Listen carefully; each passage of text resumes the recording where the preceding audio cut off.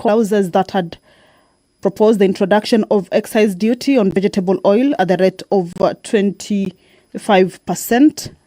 Again, in the report by the committee, indicating that proposal be deleted, that proposal to impose a 25% excise duty on vegetable oil be deleted, as it would likely result in higher prices for essential commodities, causing economic hardship for low-income households. These are some of the clauses. Also, you will recall the clause on the introduction of eco-levy, that is clause 45, which has also been contentious. But in the report,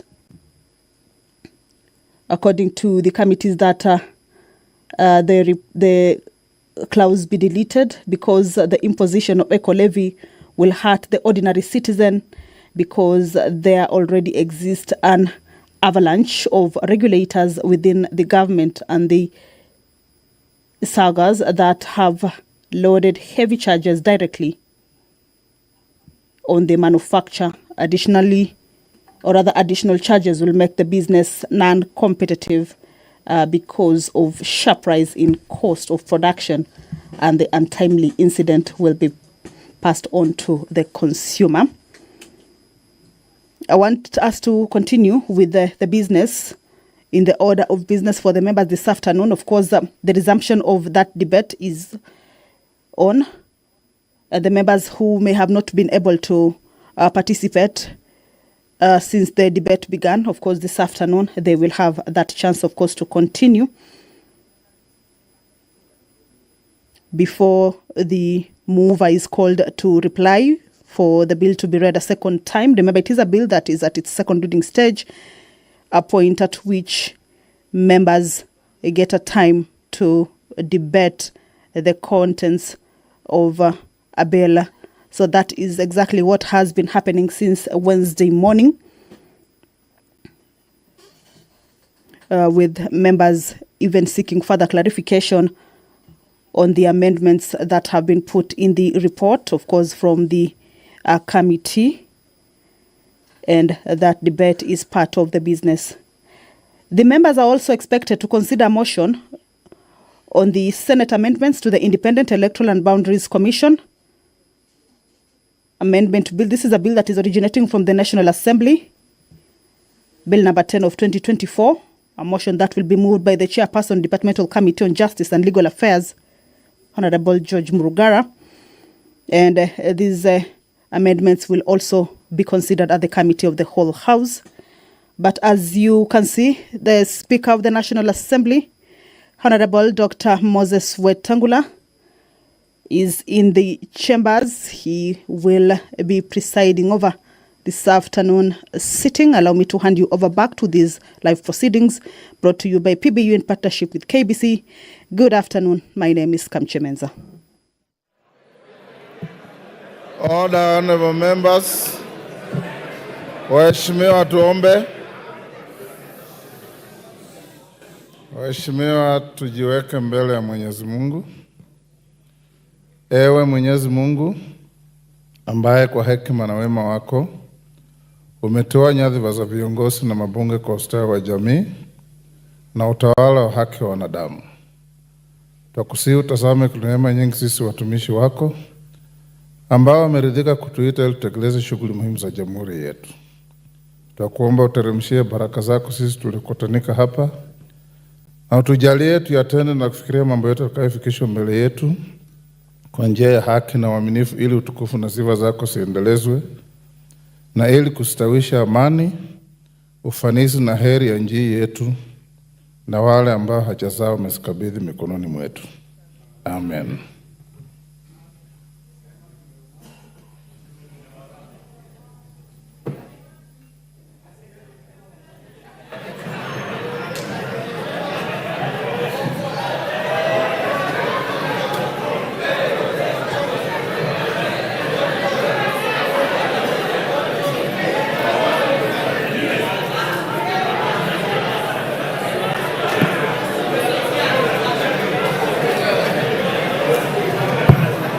Honorable members, order. Honorable members, we have more than enough quorum to transact business. Clerk.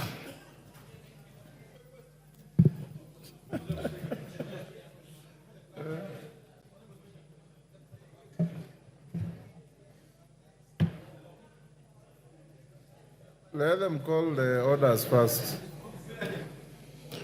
Order number 1, administration of oath. Order number 2, communication from the chair. Order number 3, messages. Order number 4, petitions. Order number 5, papers.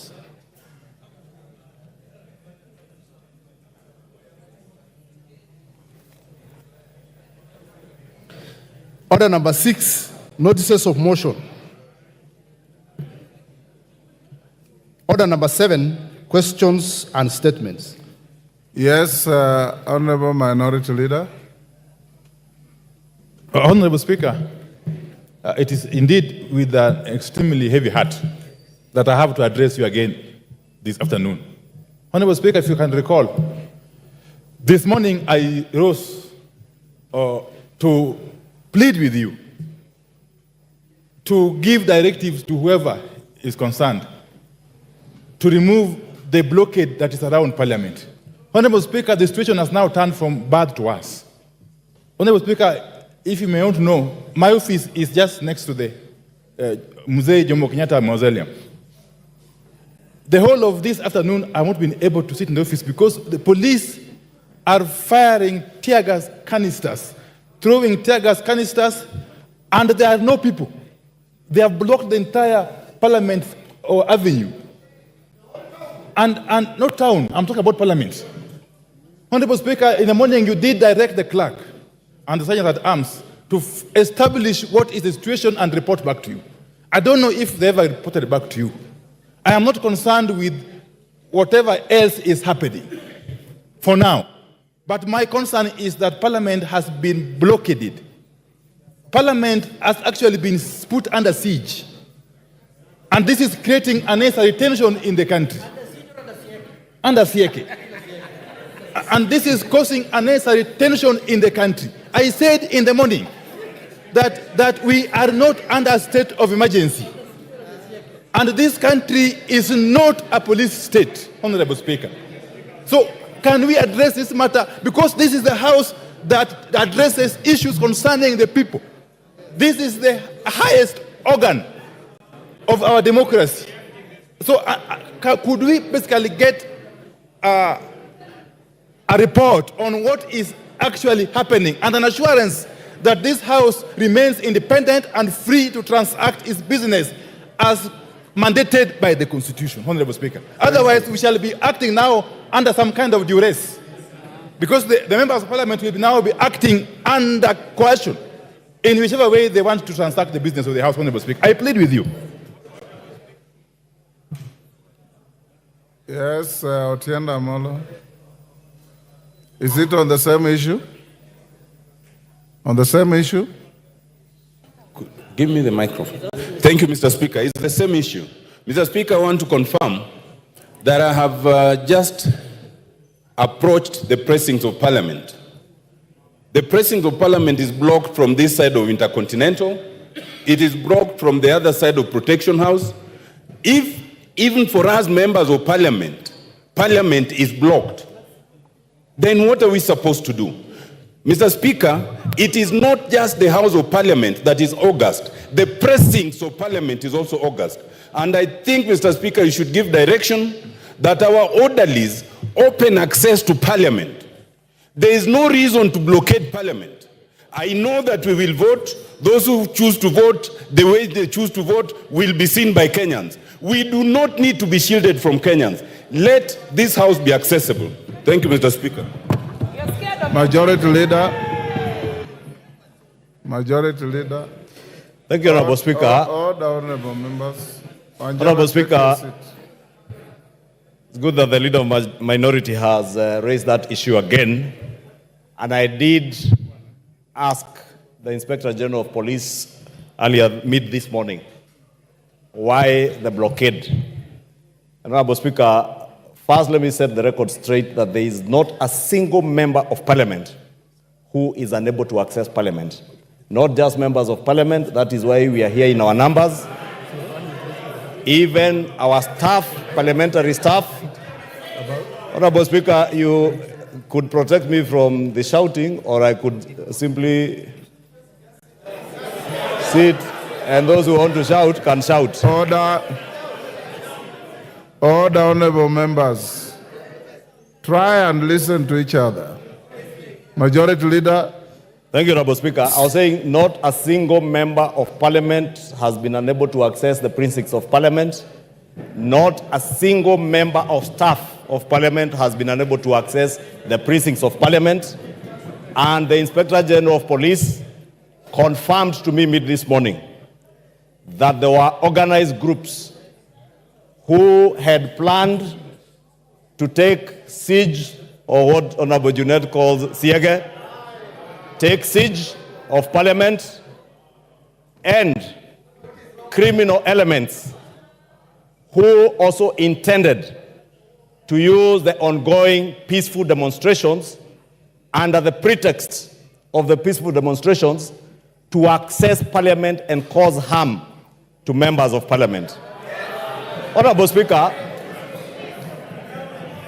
I said it is good the leader of minority has raised this issue, because at the end of the day,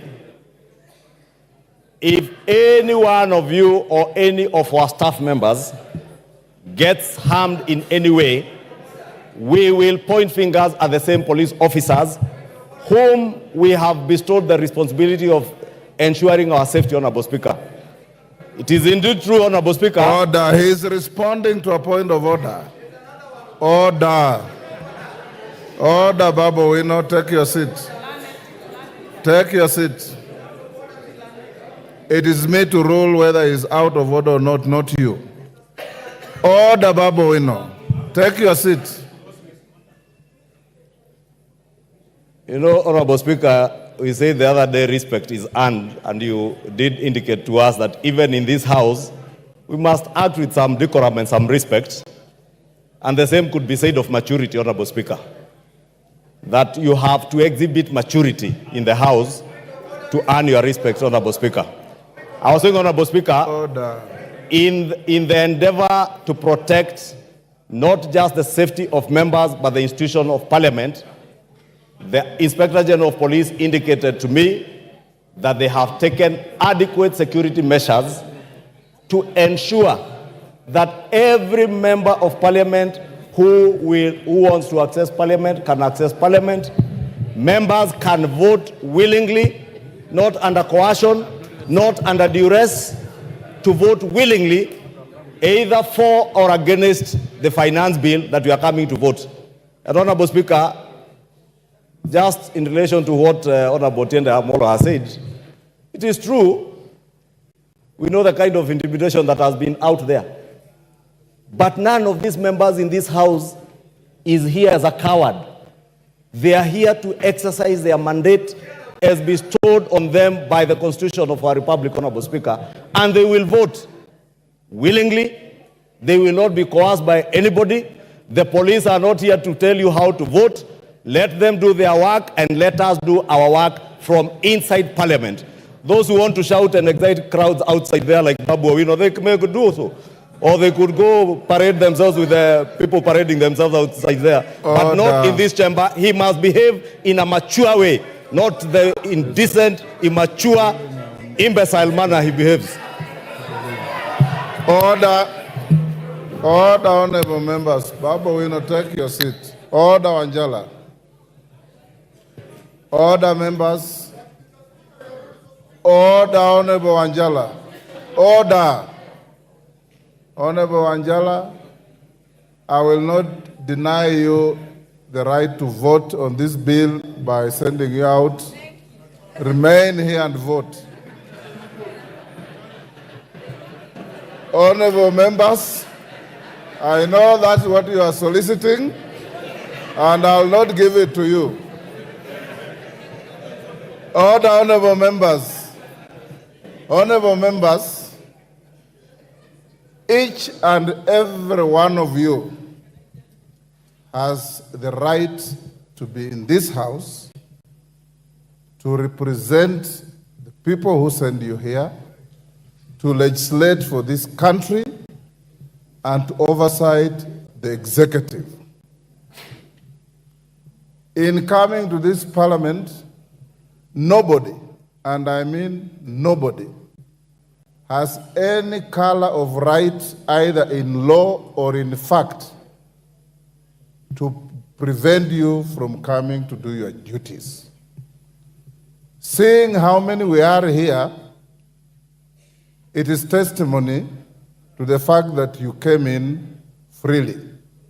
Secondly, the grounds of parliament, as stated by Senior Counsel Otienda Molo, are hallowed grounds, are protected grounds.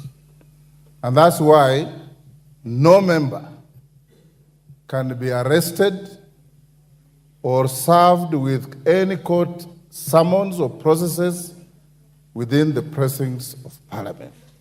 You are protected to that extent. Beyond the precincts of parliament, the Speaker and the administration of parliament have no jurisdiction. Our jurisdiction is here in the chamber and within the precincts of parliament. I instructed the majority leader, after Honorable Wandai raised the issue, to get in touch with the police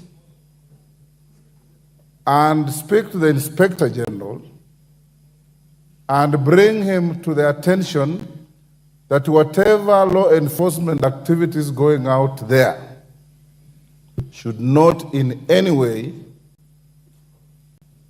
interfere with your legislative work. And I've been in this precinct since 6 a.m. this morning. No single member has come to me to report of any prevention or harassment or interference in coming to their work. If I got any information or report, I will act on it. 20 minutes ago, I had a meeting with the Sergeant at Arms and his team to ask them if they have any report on security issues around Parliament. They indicated to me that they are hearing noises out there, but within the precincts of Parliament, they have no report to make because there are no incidents. That being the case, honorable members, I want to encourage you. So far, so good. You have debated this bill with extreme decorum and intellectual industry. You've done such a fantastic job. There could have been a few errand members, but all of you have been very good. Kenyans have watched each and every one of you speaking to this bill.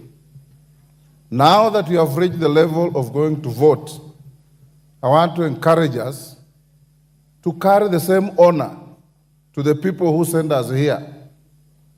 That we are here to protect their interests, not physically, but intellectually. We must be conscious of the fact that we are the conscience of this country. And being the conscience of the country, our conduct must constantly have in mind the fact that whatever we do here can have negative or positive consequences on the public out there. So we are going Order Wanjala. Order Wanjala. Having said that, I want to encourage members that there are still several members who want to speak to this bill. I promise that I'll give you 1 hour this afternoon. There is a small ruling I'll deliver on the issue that was raised by the minority leader. I'm waiting for it. I had just made some corrections. When it comes, I'll stay the proceedings and give that ruling in just 3, 4, 5 minutes. So we'll go on for 1 hour. After 1 hour, we will call the mover to reply, as we had agreed. Order. We'll call the mover to reply. Upon replying, we'll go to the vote. If the equipment in front of you is working, we'll do an electronic vote. Order. Honorable Robert Mbui. You are normally more orderly than you want to be today. If the equipment doesn't work, I have no difficulty. I'll sit here and allow you to vote in the manner that you want. The end order, Wanjala, whatever means of voting you would have, the end will justify the means.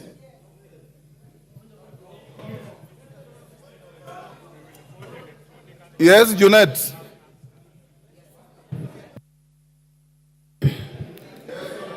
Mr. Speaker, thank you very much for your guidance. That was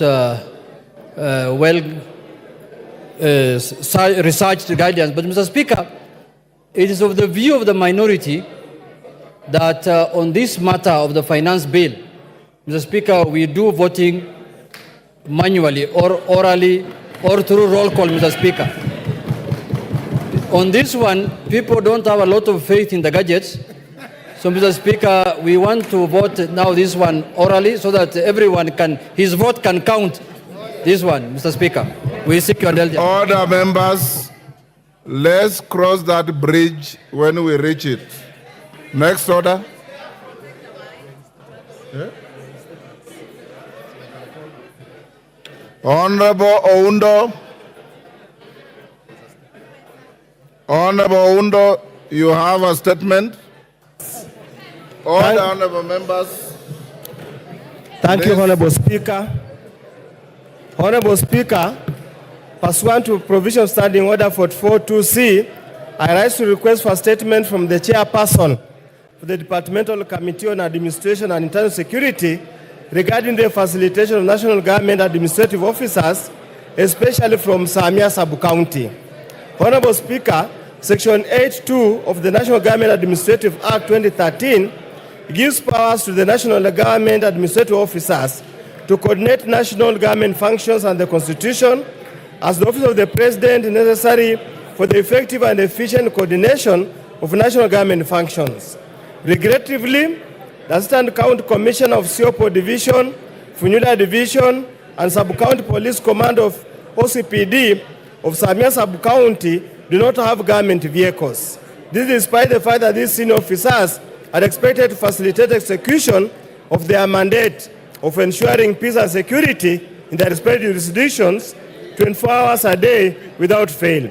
Honorable Speaker, it's against this background that I seek a statement from the chairperson, the Departmental Committee on Administration and Internal Security on the following matters. Number one, what are the criteria for and the status of distribution of government vehicles to the national government's administrative officers?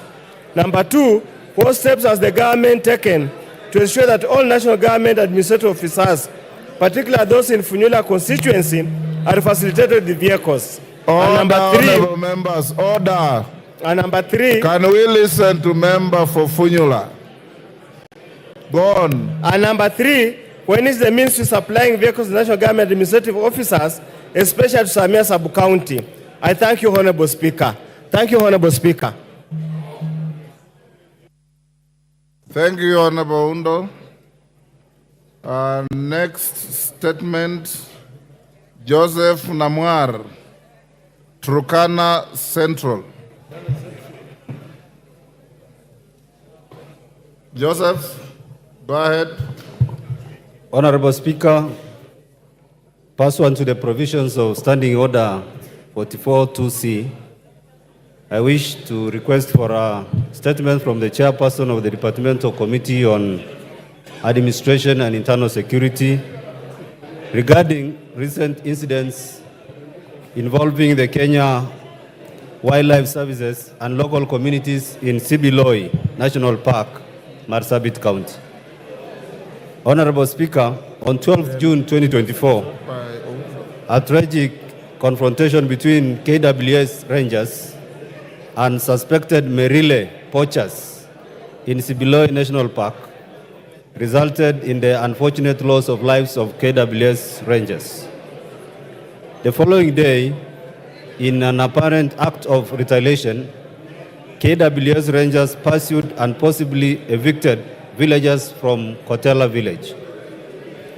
Escalating the situation further, on 14th June 2024, at approximately 9:00 a.m., KWS personnel aboard a helicopter opened fire on a group of fishermen who were in an engine boat near the shores of Lake Turkana in Kanakwara village. During the ordeal, Mr. Daniel Esekon of ID number 24076166, who was one of the fishermen, was fatally shot, and the officers continued their indiscriminate firing at other fishermen despite pleas to cease fire. Honorable Speaker, these attacks have instilled widespread fear and panic among the residents of the area. Multiple fishing boats belonging to local communities have been destroyed, and many innocent fishermen remain unaccounted for and feared dead after fleeing from the KWS assault. These continued attacks pose a great danger and threat to the lives of the residents. Honorable Speaker, it's against this background that I request for a statement from the chairperson of the Departmental Committee on Administration and Internal Security on the following. 1. Could the ministry provide a detailed account of these incidents, including detailing the circumstances that led to the excessive force by KWS Rangers against the residents? 2. What specific actions have been initiated to ensure a thorough investigation into these events, including the tragic shooting of Mr. Daniel Esekon? 3. What measures has the ministry put in place to ensure that the family of Mr. Daniel Esekon is compensated for the tragic loss caused by KWS? And 4. What steps are being taken to de-escalate tensions between KWS and local communities, including collaboration with the Ministry of Tourism and Wildlife to prevent such tragic incidents from recurring in the future? Thank you, Honorable Speaker. Thank you, Joseph. Is Tongoyo here? Both Oundo's statement and that statement by Namwar are to your committee. You bring the response in 2 weeks. Okay, well... Protas well Akuja. Protas. Thank you, Honorable Speaker. Honorable Speaker, I rise to request for a statement regarding the recruitment of casual workers by Kenya Power Company in Turkana. Honorable Speaker, pursuant to provision of Standing Order 44.2c, I wish to request for a statement from the chairperson of the Departmental Committee on Energy regarding the recruitment of casual workers in Kenya, in the Kenya Power and Lighting Company in Lodwar and Kakuma, Turkana. Honorable Speaker, the Kenya Power Company has been engaging casual workers to supplement its workforce. There have been growing concern and grievances reported by the casual workers engaged by Kenya Power Company workers stationed in Lodwar, Turkana regarding their unsatisfactory terms of employment. It is disheartening to note that these workers who have served the company diligently for years are denied permanent and pensionable employment terms during recruitment and confirmation exercises, while their counterparts from other counties are absorbed and some even posted in Turkana County. Reports indicate that factors such as nepotism, tribalism, and lack of transparency have marred the recruitment process, therefore locking out qualified casual workers. This unjust treatment not only demoralizes the affected workers and hinders effective service delivery, but also perpetuates the marginalization of Turkana County residents from gaining access opportunities for gainful employment. Honorable members, order. Order, honorable members. Order, Irene Mayaka. That Kamkunji is illegal. Honorable Speaker, it is against this background that I request for a statement from the chairperson of the Departmental Committee on Energy on the following. One, provide a report on the number of casual workers in Kenya Power Company stations in Turkana County absorbed on permanent and punishable terms in the last 3 years. Second, outline the plans that have been put in place to address the plight of casual workers who have served Kenya Power Company for years without being confirmed as permanent and punishable employees. Three, what measures has the ministry put in place to combat nepotism, tribalism, and corruption in the recruitment process to ensure qualified casual workers get a fair opportunity? Thank you, Honorable Speaker. Thank you. Honorable Lilian Sioi. Thank you, Mr. Speaker. I raise to request for a statement. Sorry, Lilian, just hold. The statement is directed to the chairman of Energy. Who is the chairman of Energy? Is it Vincent Kawaya? Is he in the house? Vice Chair?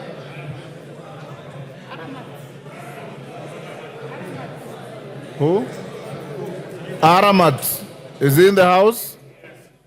You bring a response in 2 weeks. Thank you. We need a response in 2 weeks. Lillian, go ahead. Thank you, Mr. Speaker. I stand to request for a statement regarding delay in the issuance of e-TIMS invoices by the Kenya Revenue Authority. Honorable Speaker, pursuant to the provision of Standing Order 44-2C, I wish to request for a statement from the chairperson of the Departmental Committee on Finance and National Planning regarding the delay in issuance of e-TIMS invoice by the Kenya Revenue Authority.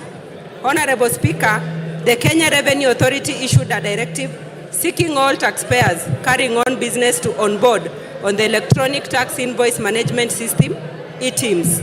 The e-TIMS was introduced through the VAT, Electronic Tax Invoice, Regulation 2020.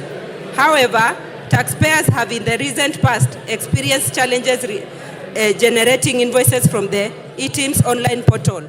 This has resulted in delay of payment, which has caused anguish among taxpayers who conduct business in Kenya. Additionally, the challenge has caused anxiety on the taxpayers, noting that taxpayers stand to lose out on payment at the close of the financial year 2023-2024. Honorable Speaker, it is against this background that I request for a statement from the chairperson of the Departmental Committee on Finance and National Planning on the following. 1. What steps have been taken to ensure functionality of the e-TIMS online platform? 2. What is the status of successful onboarding of taxpayers to the e-TIMS online platform? Thank you, Mr. Speaker. Thank you, Lillian.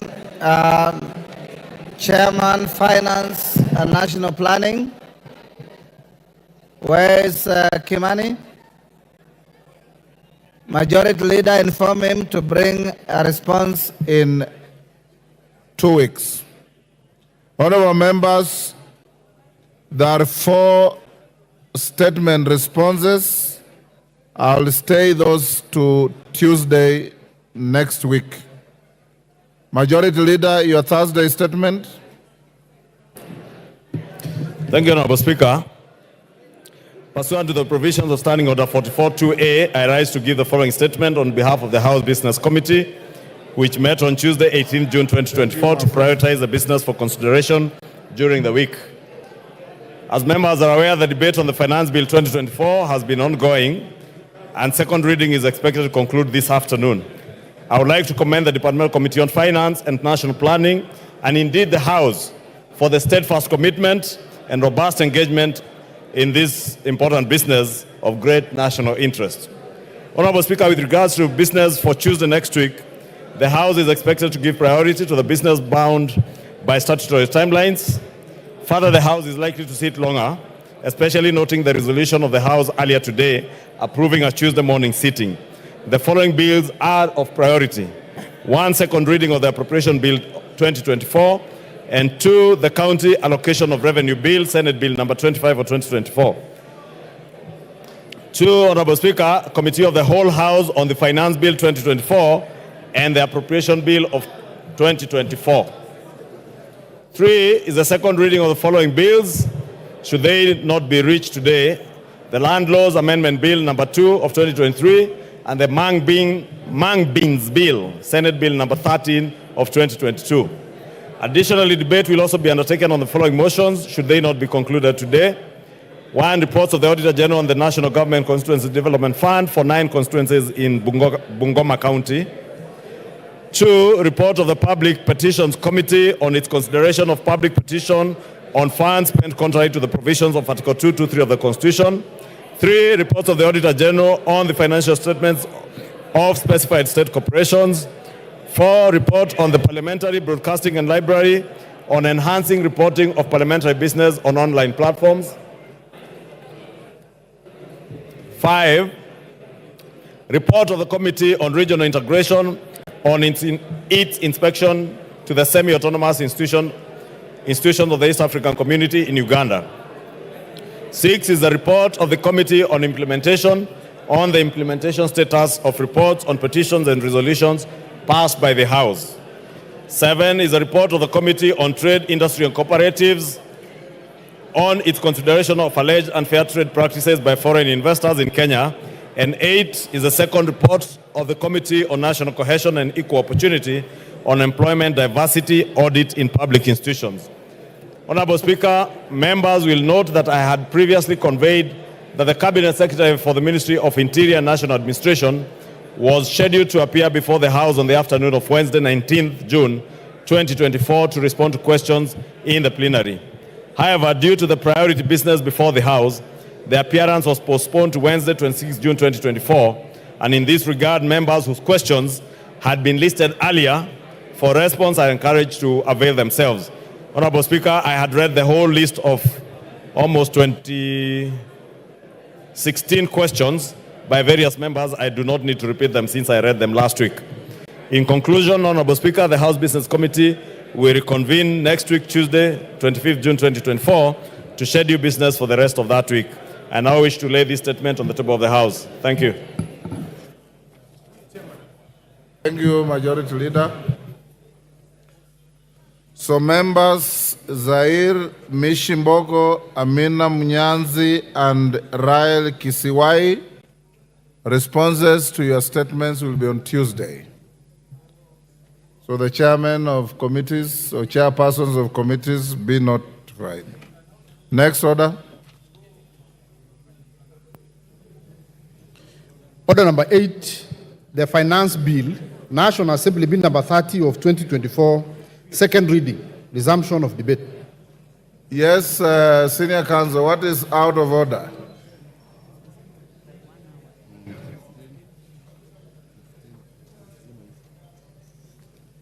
Yes. Could they give me... Thank you, Mr. Speaker.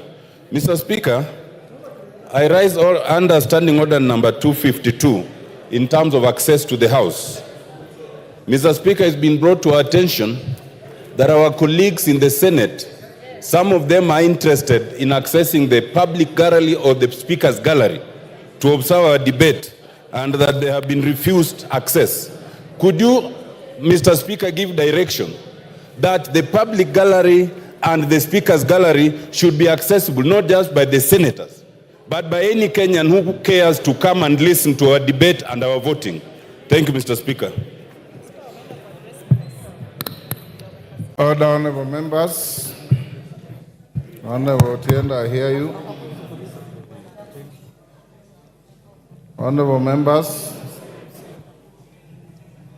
you will recall that during today's morning sitting, Order Kiborek and your team, Deputy Speaker, take a seat. Go to your seat.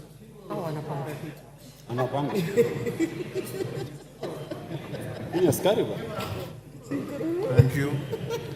Honorable members, you recall that during today's morning sitting, the leader of the minority party, the Honorable Pio Wandai, EGH MP, rose in his place and sought guidance on an advisory from the Cabinet Secretary for the National Treasury and Economic Planning on the measures of supply and ways and means currently being considered by the House. The Honorable Minority Leader noted that the advisory from the Cabinet Secretary was couched in the form of an procedural ultimatum to the House directing against amendment of the various revenue-raising measures contained in the Finance Bill 2024. He concluded by requesting for the advisory to be repudiated by the House as unduly anticipating debate on the Finance Bill 2024 and as an affront to the budget-making mandate of the House. Honorable members, I did allow the leader of the majority party, Honorable Kimani Ichung'wah, EGH MP, and the chairperson of the Budget and Appropriations Committee, Honorable Ndindi Nyoro, MP, to make brief rejoinders on the issue before scheduling it for my guidance during this afternoon sitting. Honorable members, as I proceed to guide on the matter, I wish to note that the advice referred to by the minority leader, though addressed to the clerk of the Assembly, was copied to both my office and to the chairperson of the Budget and Appropriations Committee. Contrary to the assertions made by the minority leader, the advisory is not an unusual document. Members will note that every year, before the conclusion of the budget process, the Office of the Clerk seeks the views of the Cabinet Secretary responsible for finance on the options available to the House and its committees to ensure a balance between the measures of supply and ways and means under consideration by the House. This is in keeping with the requirements of Article 114 of the Constitution on the consideration of money bills. The advice enables the House to ensure that the measures of supply and ways and means that it approves in the appropriation bill and the finance bill adhere to applicable constitutional and statutory limits. Honorable members, as you are aware, under Section 39A(4)(c) of the Public Finance Management Act, Cap 412A, any recommendations made or resolution passed by this House on revenue matters must take into account the impact of the proposed changes on the composition of the tax revenue that the National Treasury is expected to raise. Additionally, honorable members, under Section 45C of the Public Finance Management Act, the House is under an obligation to ensure that the total amount of revenue raised is consistent with the fiscal framework that it approved during the budget process. During its consideration of budget proposals, the House must strike a balance between the supply of monies that it appropriates for the national government and the ways and means of financing such expenditure. As ably expressed by the leader of the majority party and the chairperson of the Budget and Appropriations Committee, any negative imbalance between the ways and means and the supply approved by the House ultimately results in a fiscal deficit. This deficit can only be addressed through borrowing, enhanced taxation, or reduction of the estimates of expenditure. Honorable members, if you listen to the contributions of the Honorable T.J. Kajwang yesterday, these are the exact words he used in his contribution. And he was very right in law and under the Constitution. As members will recall, any borrowing sanctioned by the House must strictly adhere to the threshold prescribed by this House in line with Section 50 of the Public Finance Management Act and the principles outlined under Article 211 of the Constitution that cautions against overburdening future generations with unnecessary bad debt. Honorable members, all things considered, my reading of the advisory from the Cabinet Secretary is that it constitutes a reminder to the House of its constitutional and statutory obligations. I do not view it as a directive in the manner argued by the minority leader. In the letter, the Cabinet Secretary reminds the House of the recent increase made to the estimates of expenditure when the House considers supply measures. The House is merely being asked to factor in this increased expenditure when considering the ways and means of financing the approved supply. In its decision-making, the House is only bound by the Constitution and the law. The ultimate decision lies with this House. I therefore find nothing untoward with advisory. Its contents may be used for the information of the Budget and Appropriations Committee, the Finance and National Planning Committee, and House in plenary and during the Committee of the Whole while considering both the Appropriations Bill and the Finance Bill. The House is accordingly guided. I thank you. On what the Honorable Otiende Amolo has raised, entry and access to the galleries is not a right of anybody. It is to the discretion of not just Mr. Speaker, but the Sergeant at Arms and his team. And their advice this afternoon was that they desired to keep the galleries unoccupied. And that's being a security matter to which I'm not an expert, I've given them the benefit of doubt. Secondly, Honorable Otiende Amolo, you may recall some 2021, when the Honorable John Bandi nearly killed me in the public gallery. No. Yeah, you are the one who saved me. It is Alice Nganga who nearly killed me. It is the Honorable Alice Nganga who nearly killed us. And if you recall, with a light touch, the Honorable Senator Mudhamasi, then he was, left the gallery half naked. And the Honorable Bone Khalwale left the gallery at a speed that would have broken a world record. We don't want to repeat that.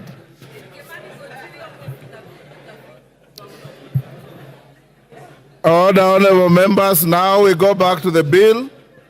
Robert Basil. But as I call Robert Basil, honorable members, I have been requested by the majority and minority leaders that we reduce the time further from 3 minutes to 1.5 minutes.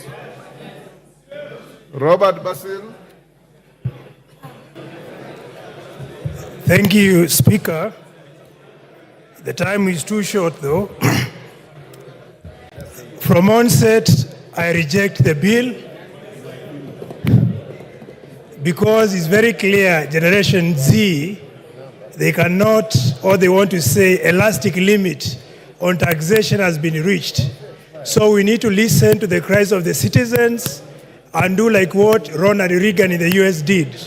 We cut taxes and we cut government expenditure. So, Mr. Speaker, if you look at some of the taxes, for example, if you look at the excise duty on coal, the 5%, in principle, Mr. Speaker, what it will do is going to kill cement, clinker manufacturing industries.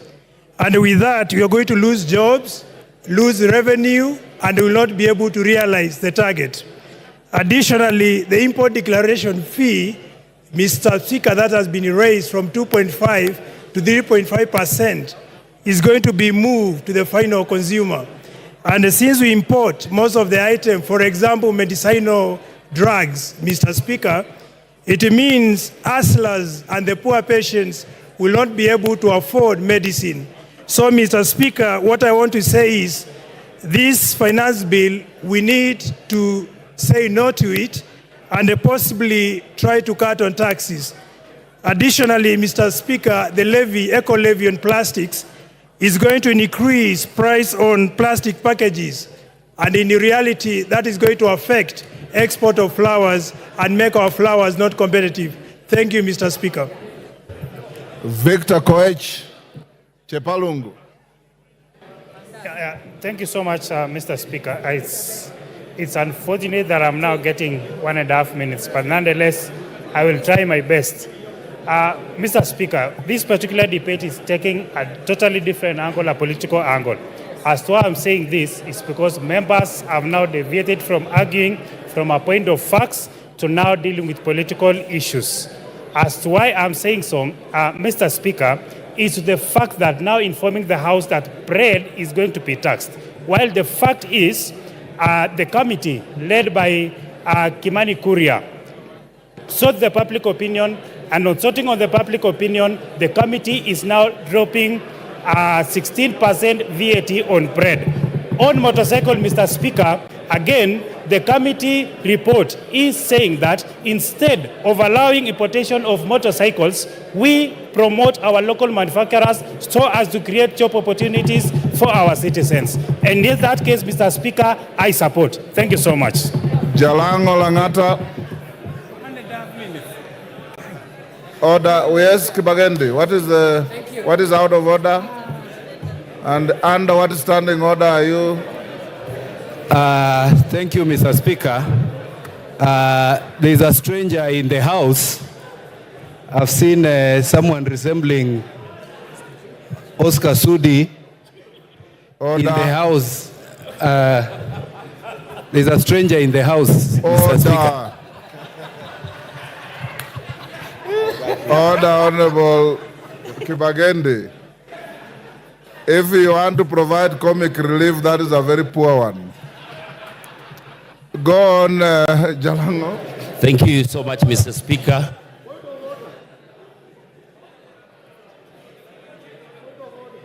Give order, Anjala. What is out of order? Give Anjala the mic. What standing order are you standing on? What order? What is standing 91. order? 91, Mr. Speaker. Pardon? 91. Order. Order. 91. Take your seat.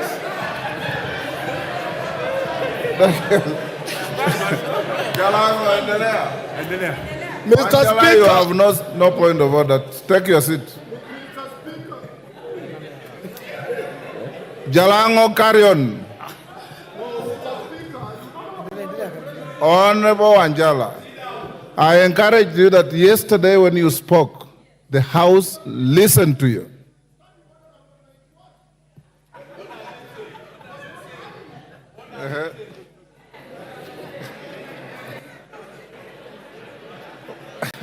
What is it about?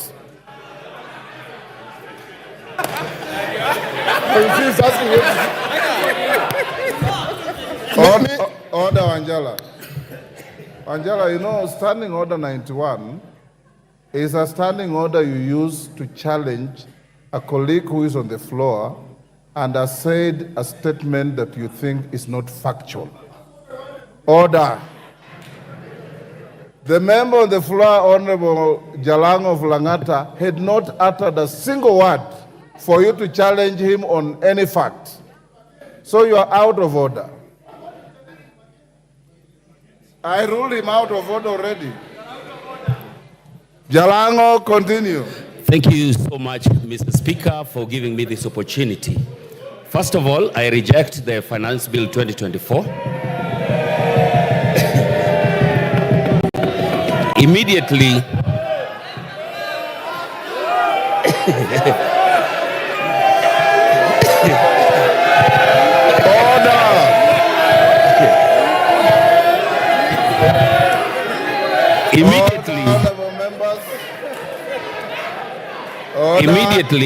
immediately touched around everything that touches a common person.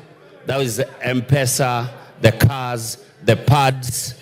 And I looked back and saw the whole generation in Langata out here having their voices so loud. Even after the amendments, I had to make the choice that I've made today. Now,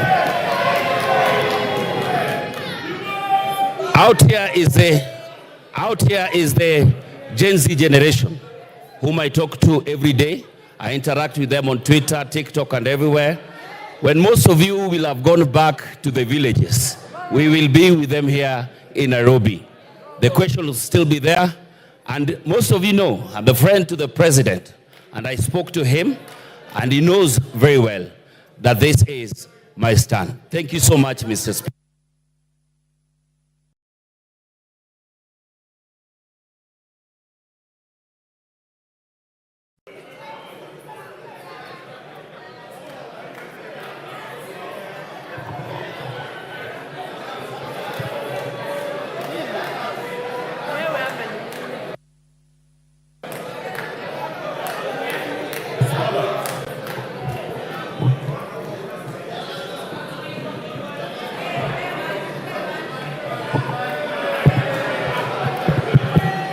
Order. Honorable Katana. Honorable Katana. You are being grossly disorderly. Please exercise some decorum, not just you, everybody else that is either cheering or jeering. We want to have an orderly end to this. Member for Kuresoi. Thank you, Mr. Speaker, for giving me this opportunity to give my voice on this important bill. I've been waiting for it since morning.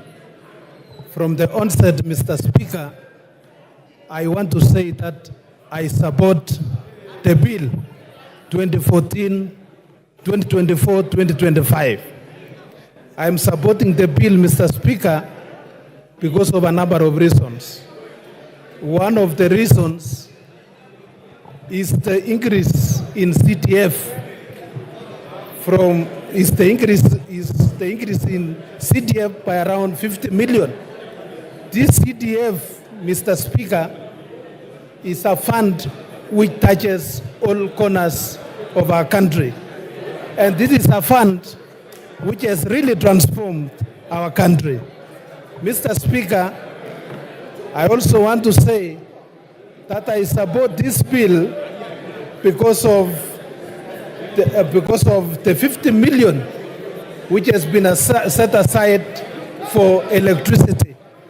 Mr. Speaker, when I go around my constituency, Kuresoi South, people are asking me about electricity, maximization of transformers, and installation.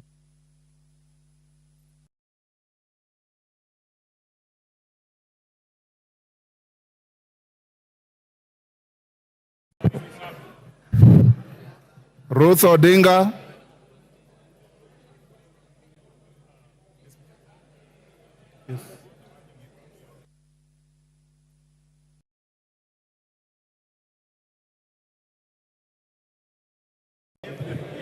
Can you give... Thank you, Mr. Speaker.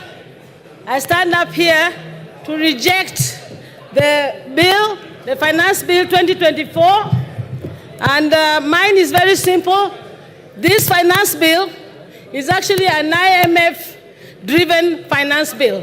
One of the tenets of the IMF is to see countries that they come into to stop subsidies, also to promote privatization, but the worst is for these countries to have oppression. That is the oppression of the people. And what you're seeing out here right now on the Gen Z is not only because of the fact that there's the state oppressing them, but IMF is playing a very big role in that is happening. And my good people, let me tell you, Gen Z is out, and I'm very happy. The only thing that I really agree with this finance bill is for the Gen Z to say that Baba should be left out of this mandamano. Thank you.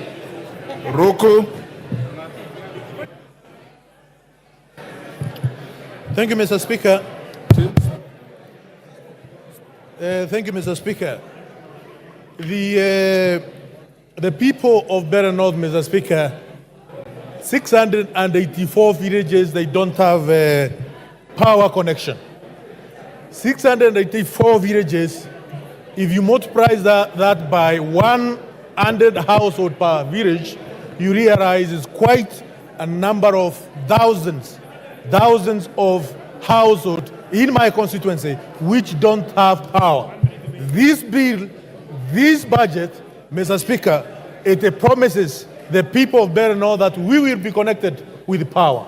We have young people who have been employed as interns.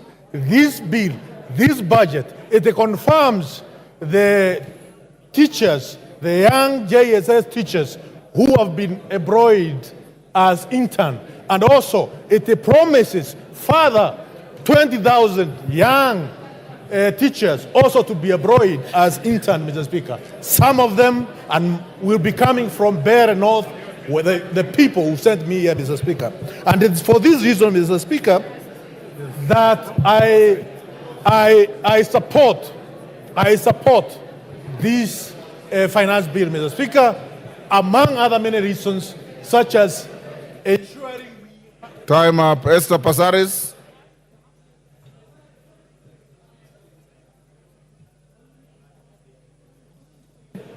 Thank you, Mr. Speaker. Mr. Speaker, much as I commend the public participation that was done on the bill, and much as I commend the amendments that they have come with, I want to say that I reject, because we need to ensure that we listen to the population and what they're saying. This country right now needs to listen. We need to tighten our belts, we need to live within our means, and we need to address corruption. Yesterday, seeing Obado getting away with a settlement of only 15% when he owes 1.9 billion tells us that we are not serious about addressing corruption. If we address corruption, we will be able to fund the expenses of this government. It is time for us to take a position that corruption is the biggest enemy in the room.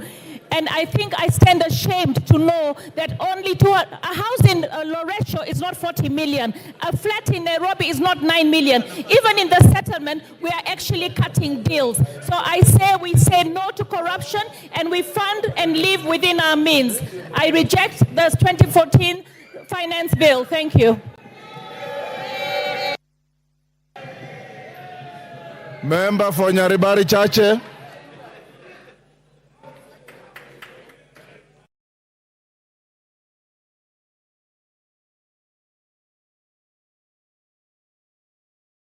Mike. Thank you, Honorable Speaker. Honorable Speaker, a time has come as a godly nation to make decisions that will impact positively on the lives of the 55 million plus Kenyans. Today, Honorable Speaker, I stand here to vote and support the Finance Bill 2024 so that the people of Nyaribari Chache and the people of Kenya can get infrastructural projects, electricity, water, and much more.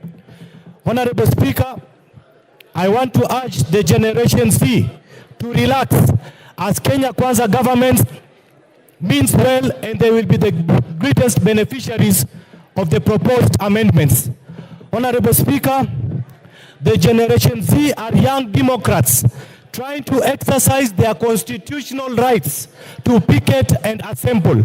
I am urging the Inspector General of Police, Honorable Speaker, to treat them humanly and provide them with maximum security. Honorable Speaker, the Finance Bill 2024 proposes an export and investment promotion levy with the goal of encouraging consumers to purchase locally produced alternatives, thereby supporting domestic manufacturers. Caleb Luyali.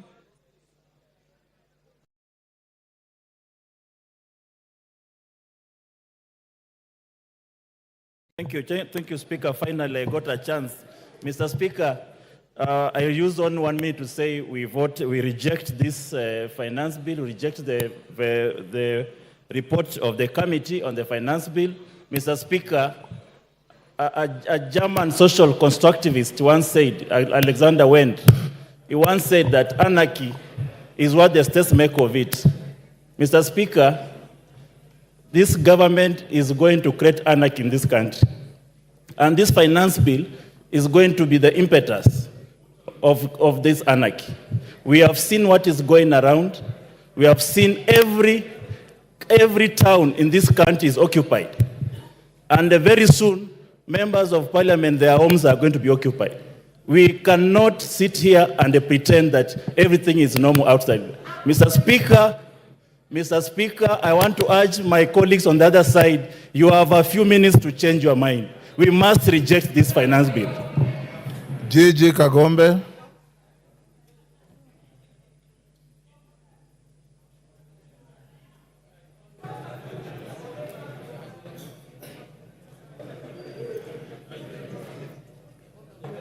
Give him the mic.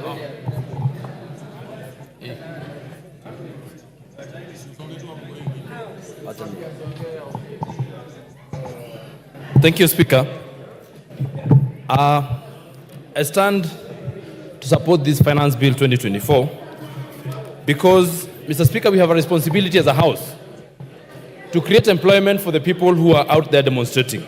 Mr. Speaker, we also have a responsibility to make sure that we give the right information to the young people of this nation. In as much as they elected us and we listen to them during public participations, we also have a responsibility to tell them the truth. Mr. Speaker, for the people who are lying in Gatondo Hospital and for the doctors who are going to treat them, I vote yes. Mr. Speaker, for the tea farmers who are in Gatondo now and other places, I vote yes. For the JSS teachers, I vote yes. For those people who are guarding us as the police officers, I vote yes. For the members of KDF who need to be paid salaries, I vote yes. For the people that we need to create employment and to create manufacturing in this nation, we are asking that we introduce excess duty on products that are gotten from other countries so that we support our economy. Those people who are out there need jobs. In fact, those people who are being mobilized are being mobilized because they do not have jobs. We have a responsibility to create jobs for them, Mr. Speaker, and we shall not create. Thank you. Member for Kajiado East. Yes. Mai. Give him the mic. Yes. Okay. Mai, use the next mic. Thank you, Mr. Speaker, for giving me the chance to contribute on behalf of the people of Kajiado East constituency. I rise to oppose the finance bill for 2024 because the bill has excessive taxes on common wananchi. Mr. Speaker, as you can see, our economy has not improved, and we have about 16% of our population living below poverty line. And the reason is because of bad economy as well as corruption in this country.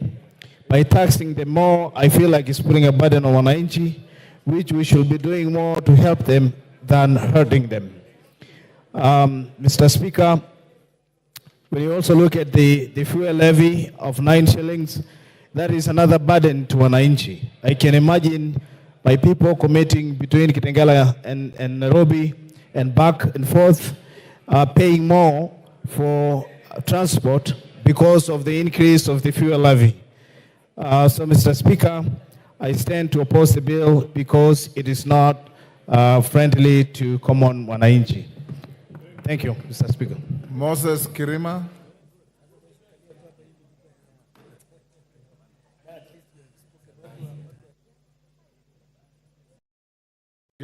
Thank you, Mr. Speaker, sir, for giving me this opportunity to contribute to this bill. Mine is that by the time when this bill came originally, it was too bad and it was punitive to the people. And my people had instructed me that if it was to be as it was, I was meant to oppose it. But when I came and raised the issue with the chairman of finance, Mr. Kimani Kulia, he told me that there are going to be some amendments of which actually what I was told to oppose, the bread, taxation, bondas, rentals, essentials, cooking well and avocados and the rest, the agricultural outputs. After the amendments, I don't see any reason to oppose it. So I thereby support it with amendments. But if there are no amendments, no way.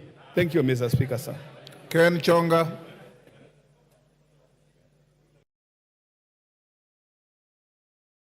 Thank you, Speaker. From the outset, Mr. Speaker, I stand to oppose this bill. Mr. Speaker, by the mere fact that the drafters of this bill were thinking of taxing bread, milk, rubber, it means that they never had a good intention for the Kenyans. This bill is obnoxious, is diabolical, this bill is pungent and shocking to the lives of Kenyans. Mr. Speaker, I was surprised yesterday, the majority leader here said that life has gone down, that the packet of maize flour right now is trading at 100 shillings. Where in which supermarket can we go and find the one packet? Not unless he has a supermarket that he can direct Kenyans to buy from. Finally, Mr. Speaker, by mere fact of adding 9 shillings to petroleum products, it is implying, therefore, the entire economy is falling down.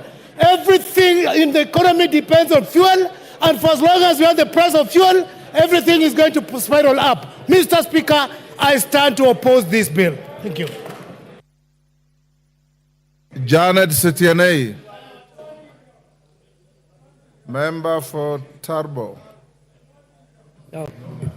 Thank you, Honorable Speaker, and I stand to support this financial bill 2024, Honorable Speaker, with amendments. Honorable Speaker, I support this proposed bill as one of the revenue-raising measure with proposed amendments because it's going to give Kenyans an opportunity to receive their due development. They are going to get electricity, the schools infrastructure, bursary. Farmers are going to get subsidy, increased milk prices. The sugarcane farmers are going to get their pending arrears. School-going children are going to be fed. Elderly people are going to get cash transfers. Honorable Speaker, this bill has also listened to proposals that are going to reduce what the Wananchi were worried about. The VAT on sugarcane transportation, the removal of 16% on bread, removal of exercise duty on... Protect me, Honorable Speaker. This bill proposals are going to see that VAT is removed on bread. There is exercise duty removed on money transfer. There is also VAT removed on sugar. Yes. Engineers Zengu. Thank you, Mr. Speaker, for giving me this opportunity. I have waited from yesterday, but I want to say from the onset that I raised to oppose this finance bill 2024, and there are many reasons why I am opposing it. But one of the reasons is that it is increasing, or it is putting a levy on clinker, which is an important component of cement. And yes, Honorable Junet, what is it? Speaker. What is it? Order. Kachini bwana. Speaker. Mr. Speaker. Yes. I wanted to seek your indulgence, Mr. Speaker. Mr. Speaker, as you are aware, to those who are in Parliament, there is time for everything. Order, members, I can't hear clearly. Go ahead. Mr. Speaker, as you're aware in Parliament, there is time for debate, and then there is time for voting. Mr. Speaker, some of our members here on my side took early lunch. They are taking lunch by 10 a.m., I think, ugali and nyama. And they have come here so that their vote can count, Mr. Speaker. So, Mr. Speaker, having debated this bill now extensively, I think we should go now to do our constitutional duty of voting, Mr. Speaker, so that Kenyans can know which direction we are taking, Mr. Speaker. So, Mr. Speaker, I seek your indulgence to call the mover to reply, Mr. Speaker. Thank you, Honorable Junet. Let Nzengu finish. I had an intention of giving Rose Museo. Then I will call the mover to reply. Thank you, Mr. Speaker. Mr. Speaker, from the Finance Bill 2023, it is reported that the road maintenance levy was not collected enough because of increment in the price of the petroleum product. This year, Honorable Speaker, the same mistake is being repeated. We know that from Finance Bill 2023, the price of cement went up, the price of steel went up because of the export promotion and investment levy, which is unnecessary because it is meant to promote monopoly in the industry.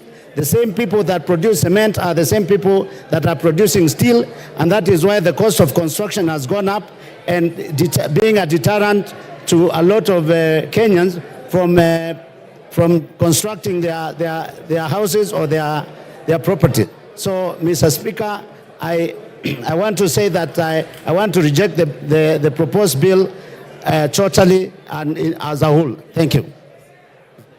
Women Rep Muranga. After that, Rose Museo, then the mover be ready to reply. Okay.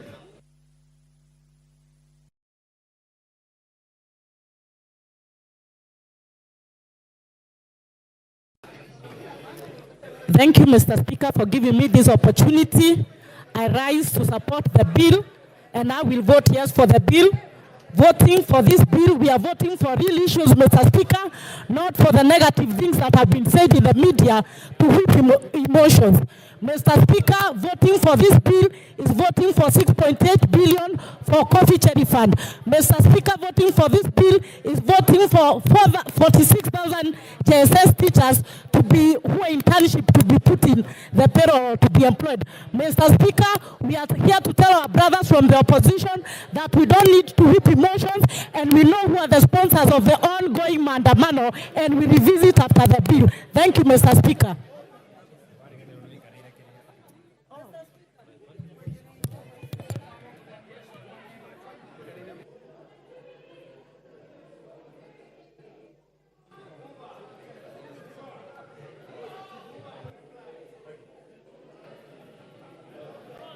Thank you, Mr. Speaker, for giving me this opportunity to add my voice onto this. And I start by saying that I reject this finance bill 2024-2025. And Mr. Speaker, you can see from what is happening in the streets of my constituency, the picketing and the protesting the people are doing on my constituency, because this bill is not undergo due public participation. And that is why I'm saying if they listen to the people in the first place, they should listen again and they take the bill back to the people. We reject it and we ask for it to be withdrawn, be taken to the people, because the people are the taxpayers. They are the people we are subjecting to these taxes. They should be heard. And then, Mr. Speaker, I would like to ask the government side not to pretend that they are doing Kenyans favors by introducing these amendments. Actually, these amendments were not there in the Finance Bill 2023. It is not a favor you are doing the people of Kenya, and we are asking the people in the government to listen to the common mwananchi.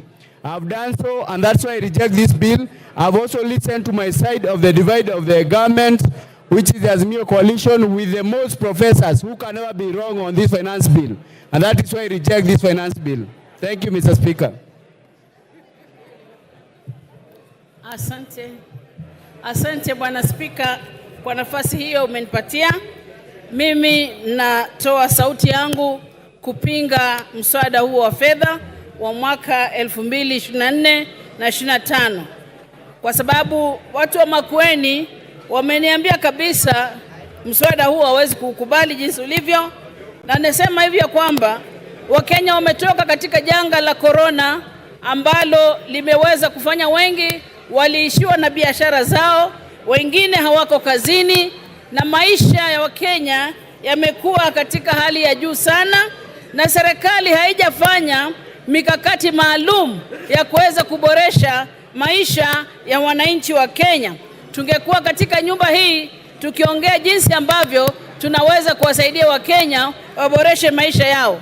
Nasema hivi ya kwamba kupata pesa ambazo ni za kuweza kusaidia serikali kuendelesha mambo yao. Kuna njia nyingi, kizungu kingi ambacho kimezungumzwa na mwenyekiti wa bajeti. Naomba watumie, kwa maana watumie mbinu hizo, wakae chini kama kamati na kuangalia ni jinsi gani wanaweza kuleta fedha bila kumuumiza mwananchi wa kawaida. Tukiangalia mambo ya soda ambayo yamezungumziwa sana, niseme ya kwamba naomba kabisa, jinsi nchi zingine zinapeana soda bure,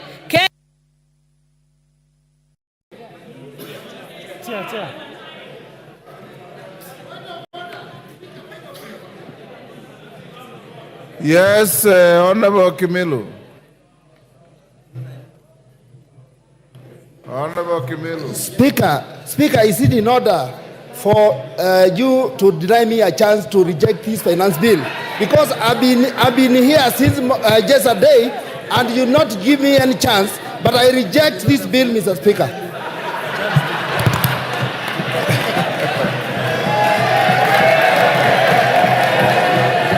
Thank you. Honorable Kimilu, order. You have rigged yourself to the Hansard.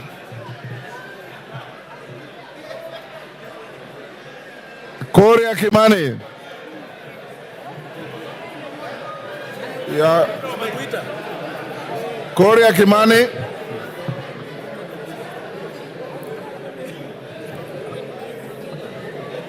Thank you very much, Honorable Speaker. When I've watched the debates yesterday and today, I celebrate the democracy that our forefathers fought for. That Kenyans across the political divide can sit down for hours on end and discuss issues of this country. And as it has been said, the conversation on our country is no longer about our communities, it is about of how to grow our economy and our country.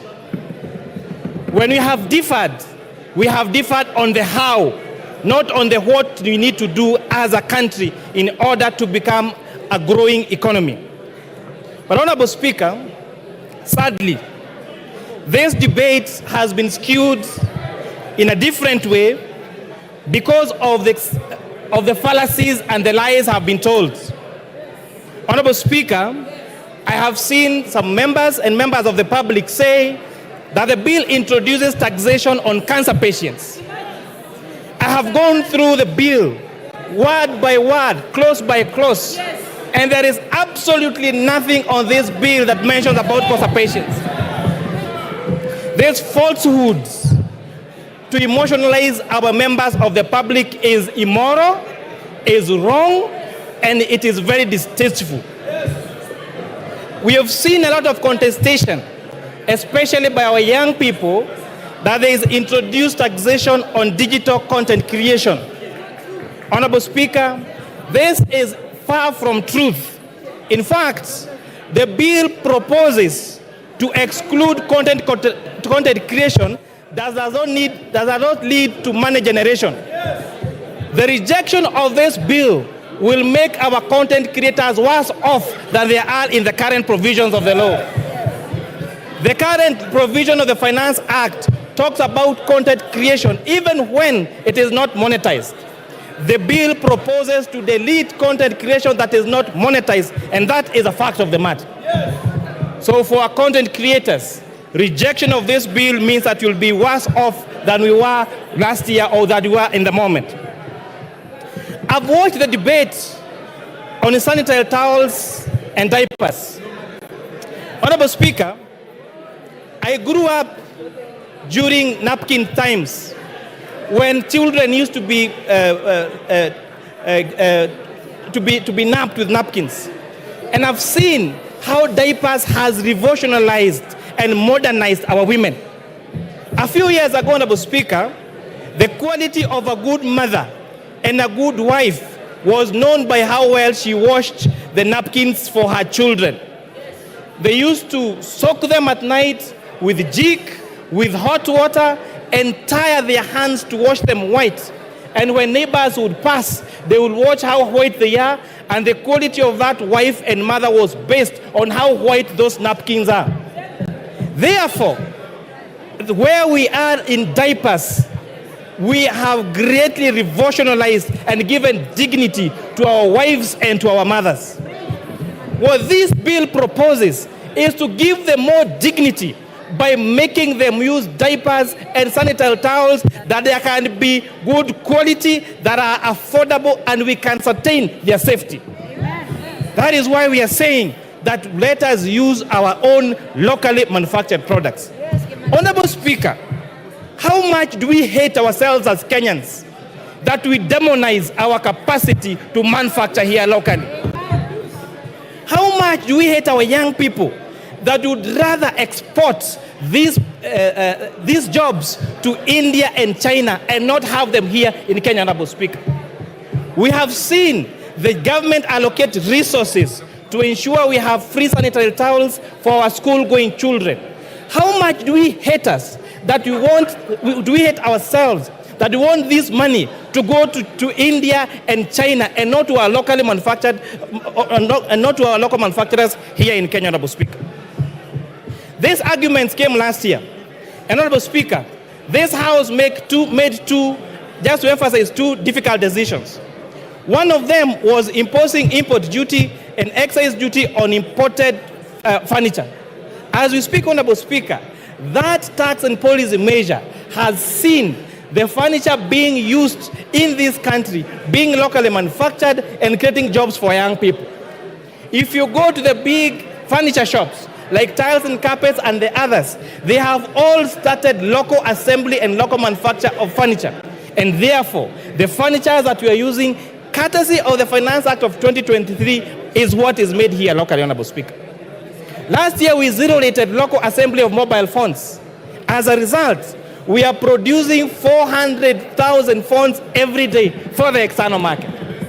Therefore, Honorable Speaker, it means and demonstrates that giving tax incentives to manufacturers leads to the growth of local manufacturing and continues with the mantle of Buy Kenya, Build Kenya. Honorable Speaker, this bill proposes to exempt pensions payment, to increase pension payments to be tax exempt for salaried people from 20,000 to 30,000. Rejection of this bill, Honorable Speaker, will mean that these pension contributions to take care of us when we get old is going to be tax exempt, and therefore Kenyans will be worse off if this bill is rejected, if the amendments as proposed in the bill. On pay as you earn, Honorable Speaker, all statutory deductions, which are housing levy, chief, and NSSF, have been proposed in the report of this committee to be tax allowable for pay as you earn. Rejection of this bill as amended by this committee would mean that our salaried Kenyans will have less disposable income to take home if this bill as amended is going to be rejected. Honorable Speaker, on the ease of doing business, if you have sales that are that are above 5 million shillings, you are subject to VAT registration. This bill and the report of this committee recommends increasing this from 5 million to 8 million shillings. Therefore, rejection of this bill will, as amended by the committee, will make it more difficult for our businesses. Honorable Speaker, you had the complaints on eating systems last year for our avocado farmers and for the young traders. This bill, as proposed with the proposed amendment by the committee, is exempting subsistence farmers and SMEs with a turnover of less than 1 million shillings from... Yes, order. Jared Okello, what is the point of order? And under what standing order are you raising? Give him the mic. I thank you very much, Honorable Speaker. I rise on a point of order number 91. Honorable Speaker, there is a pattern that is developing into this House that each time we come up with objectivity on a matter such as this, we are being told that CDF will be reduced, there will be no Kera roads. This kind of blackmail must stop, Honorable Speaker. We must always What is out engage. of order? What is out of order is what the chair of the Finance Committee is telling us, Honorable Speaker, that it will reduce even issues of this House, Honorable Speaker. But I also reject this bill in total in line with Nyando. Order, Jared. That is called rigging. Finish up, Kimani. Thank you, Honorable Speaker. So saying that, Honorable Speaker, this bill, the challenges that I have had on ITIMs and the complaints by our farmers and our SMEs has made this committee recommend the removal of the requirement of registration for ITIMs for farmers and has advocated for what we call reverse invoicing and the reduction of this of the threshold for registration to those with a turnover of 1 million shillings. Honorable Speaker, this is going to lead to a more ease of doing business, Honorable Speaker. On the matter of internet and all this space around internet, Honorable Speaker, this bill proposes to increase investment deductions for fiber, for identifiable rights to the fiber optic cable and spectrum license by a telecommunication operator by 10%. This is going to enhance availability and the rollout of fiber optic and internet connectivity to the whole country, Honorable Speaker.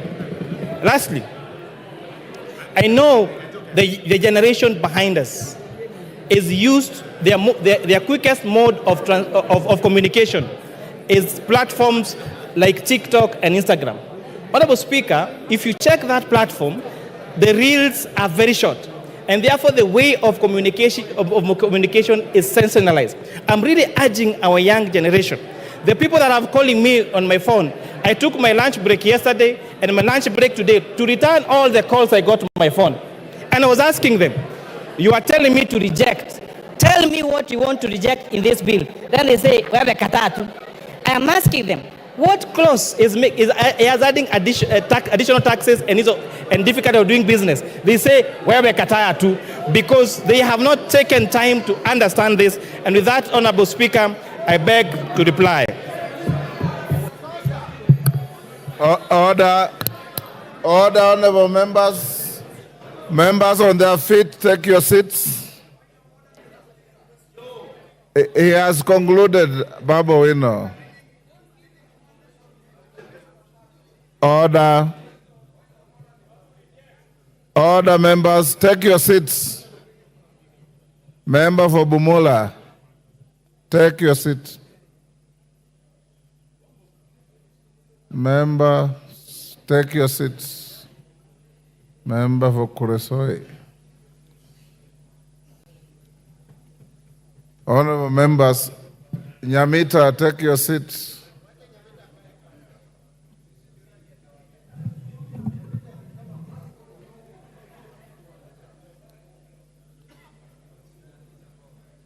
Honorable Nyamita, you can't be strolling around the house when you are being told to take your seat.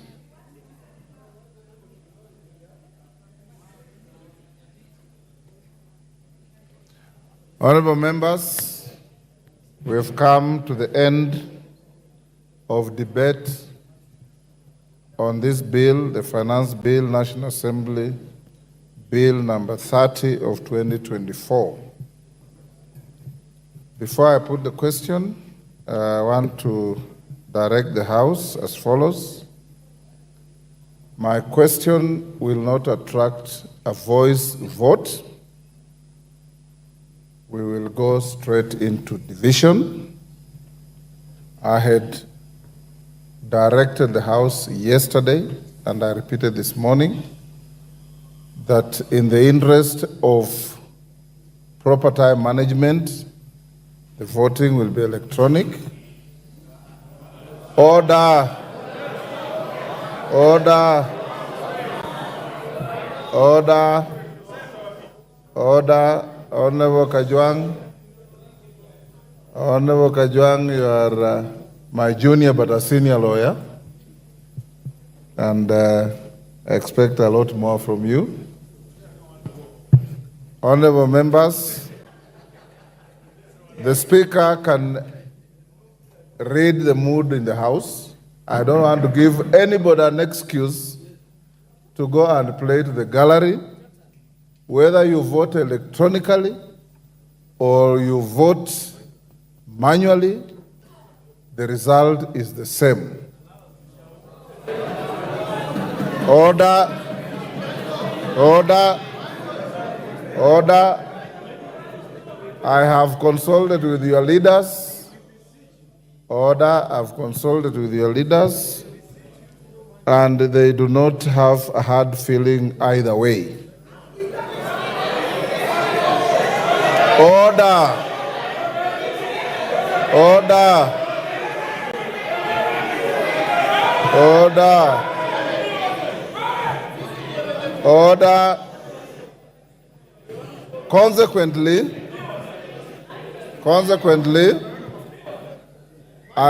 I'll put the question.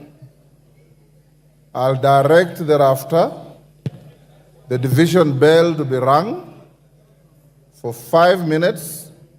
The whips, if your members are still loitering out there, you have 5 minutes to get them into the house. Within the 5 minutes, the whips on either side, bring your 2 tellers, and we will then close the bar and go into manual voting.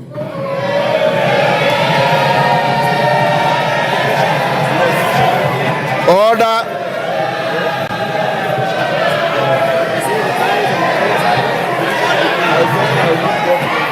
Order. Order, honorable members. Order. Order. I now put the question. I'll now put the question, which is that the Finance Bill, National Assembly Bill number 30 of 2024, be now read a second time. As many as of that opinion say aye. As many as of the contrary opinion say nay.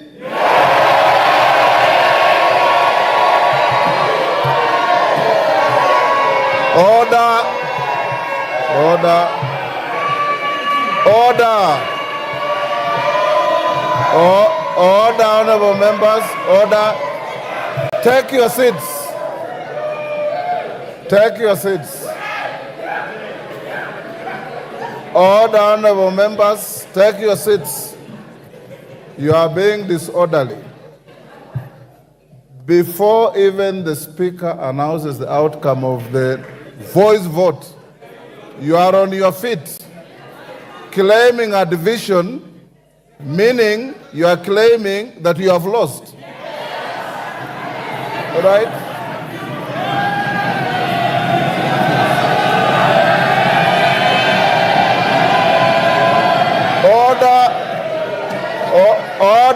Order, Millie Odhiambo. In my many years in this house, I have never heard of the winner claiming a division. It's only the losing side that claims a division. So why are you demonstrating this? I put the question again. Order. I'll now put the question again, which is that the finance bill, I like the comic relief in the house, which is that the finance bill, National Assembly Bill number 30 of 2024, be now read a second time. As many as of that opinion say aye. Aye. Will those of the contrary opinion say nay?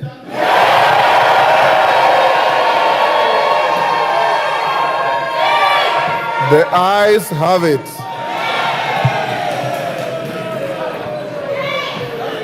Order. Take your seats. Take your seats. Take your seats. Order, honorable members. Order. Take your seats. Order. Take your seats. Order. Mwango, take your seat. Honorable Mwango. The claim for a division is overwhelming. We don't need to count. I now direct that the division bell be rung for 5 minutes. Junet and Osoro provide 2 tellers each, and after 5 minutes, we'll cross the bar and go to a roll call vote.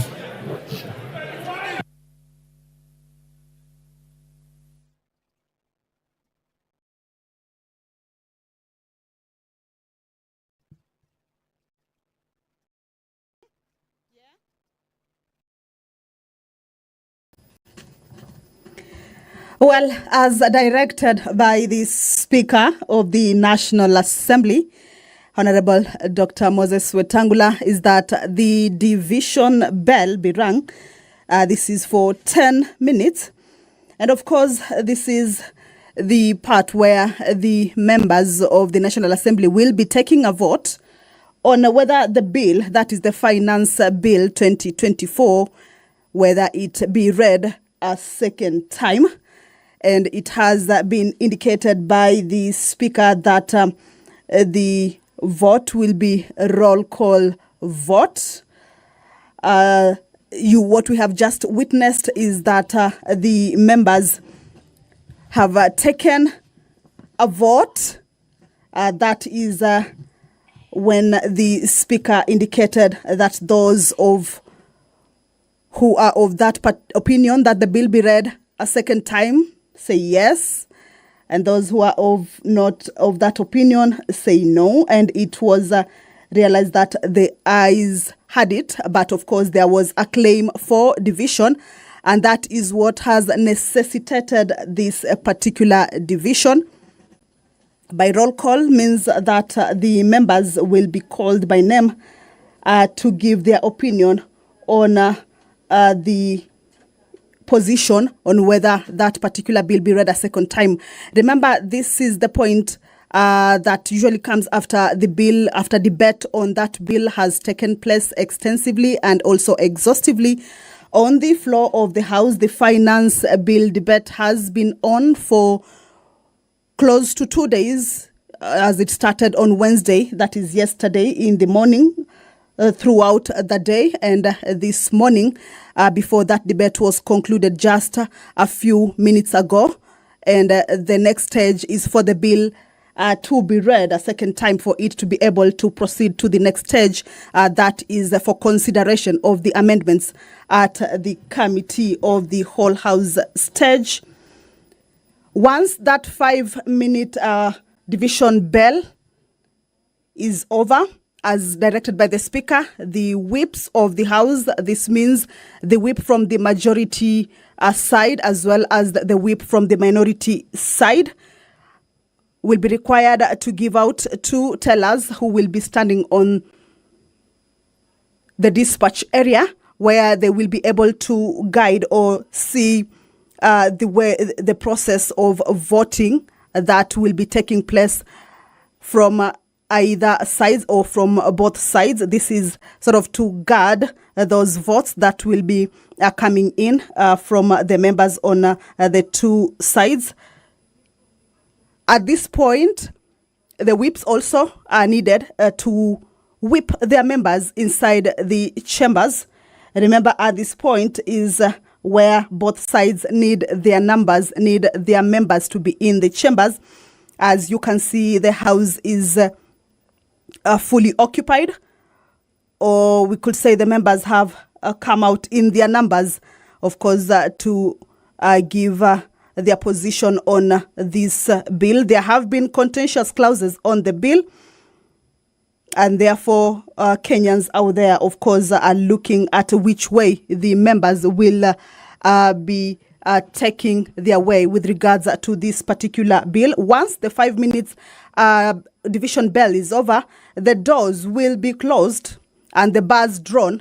That would mean that the members who are not inside the chambers will have been locked out.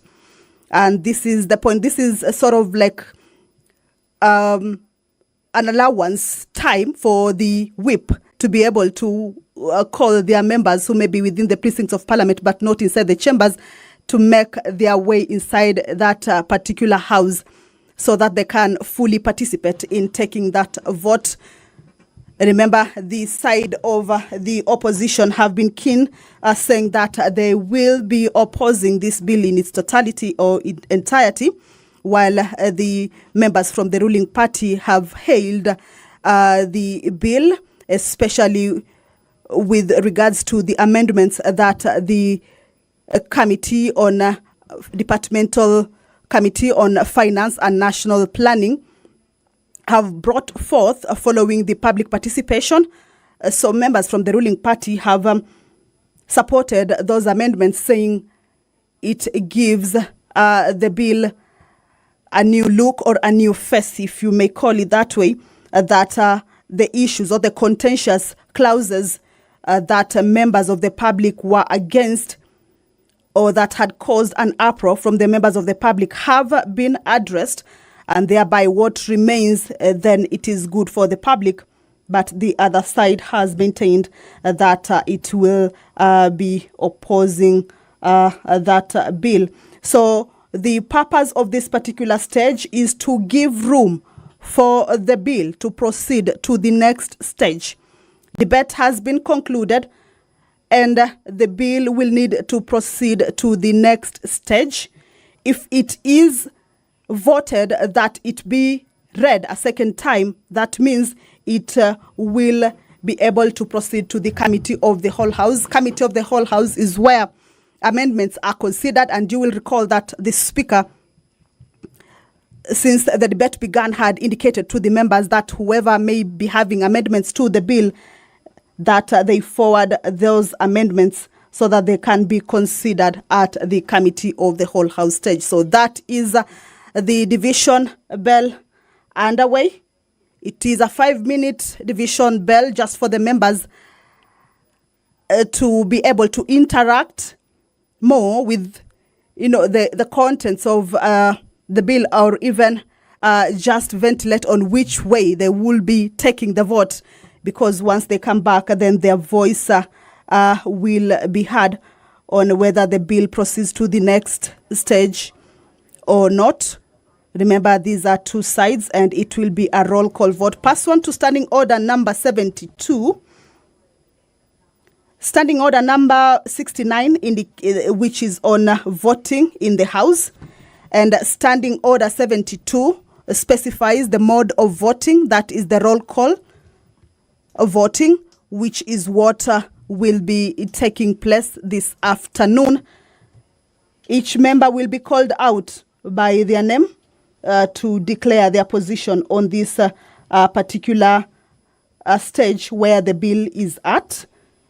And once that is complete, then the results will be on. Of course, we'll be giving you the screen on the results as it continues on the floor of the House. Two tailors from the two sides will be at the dispatch point. That is where they will be taking a keen look at how the voting is taking place from both sides. Voting that will be done by members from their side. And it is a crucial stage because the contentious, or the bill has been termed contentious and has attracted a lot of interest. That is the Speaker addressing the House. Allow me to hand you over back to this live broadcast. Good afternoon.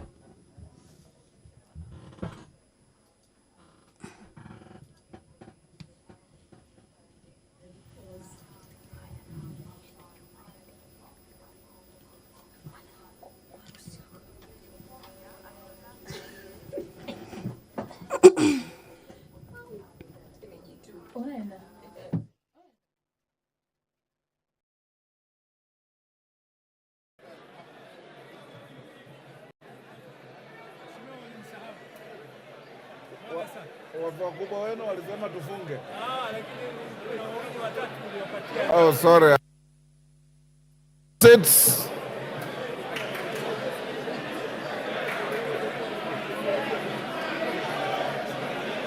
Order. Honorable members, take your seats.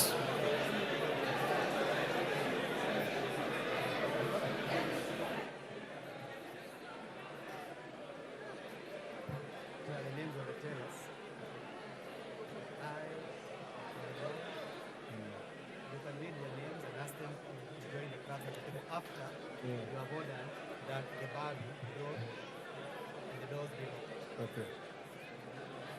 Are there still members behind here? Are there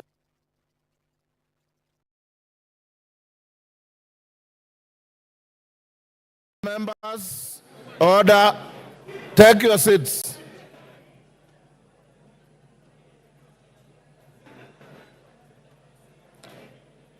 Honorable members, take your seats.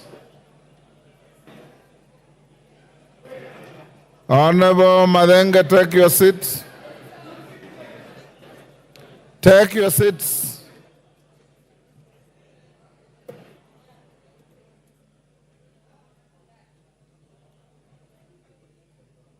Honorable members,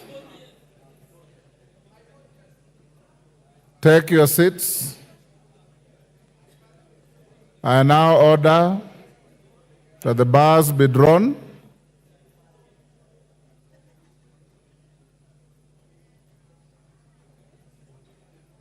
Doors be locked.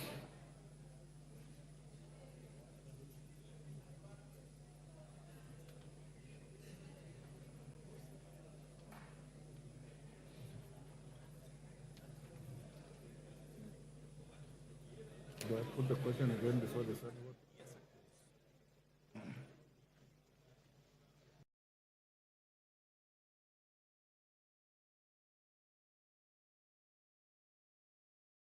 Honorable members, take your seats. Honorable members, take your seat. Johanna. Thank you.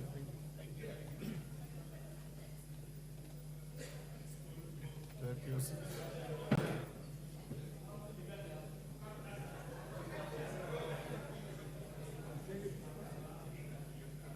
Vindikiri, take your seat.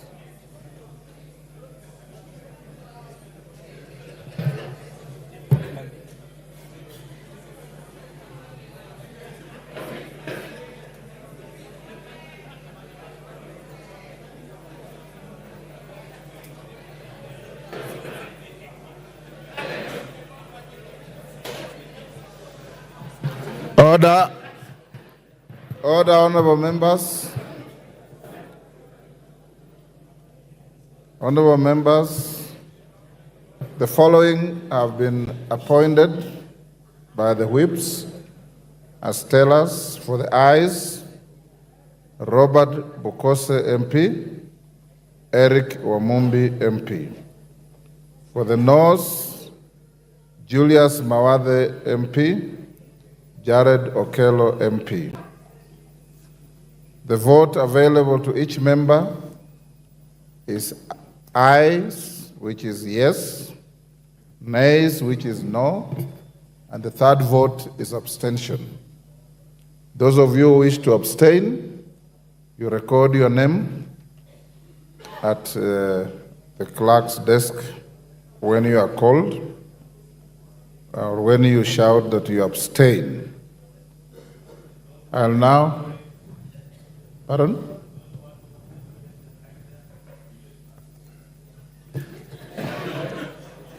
Order, Didymus.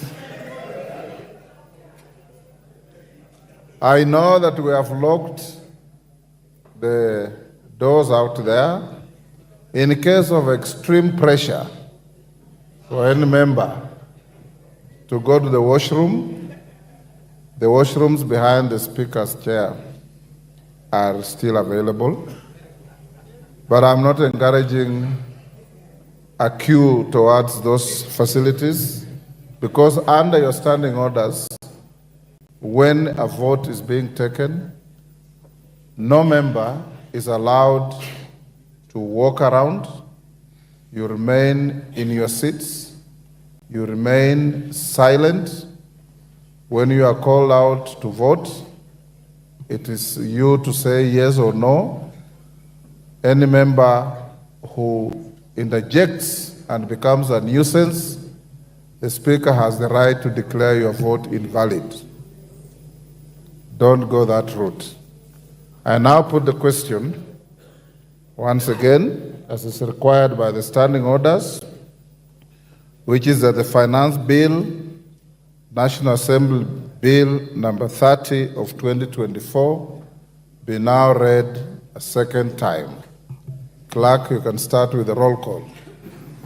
And members, when you are called, if you maintain silence, you have your microphones, and some of you have got very loud voices because your vote is not necessarily going to the answer. You can shout from where you are, and there will be nobody required to assist anybody in shouting. Every individual is voting on their own. And I repeat, if you engage in the kind of conduct my brother from Budalangi normally does, your vote will be declared invalid. Order. Clerk, can we proceed? They tell us, order, Honorable Angela, take your seat, my brother. Ainab Koi, Chepkonga Kiprono Samuel.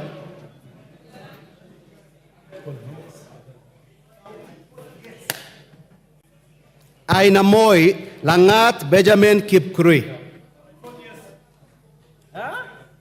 Aldai Kitani Marian Jebet. Alego Usonga Atandi Samuel Onunga. Awendo Owino John Walter.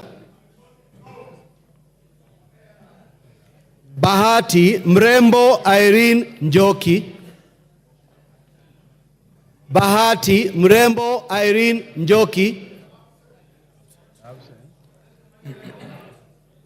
Balambala Shurie Abdi Omar. Balambala Shurie Abdi Omar.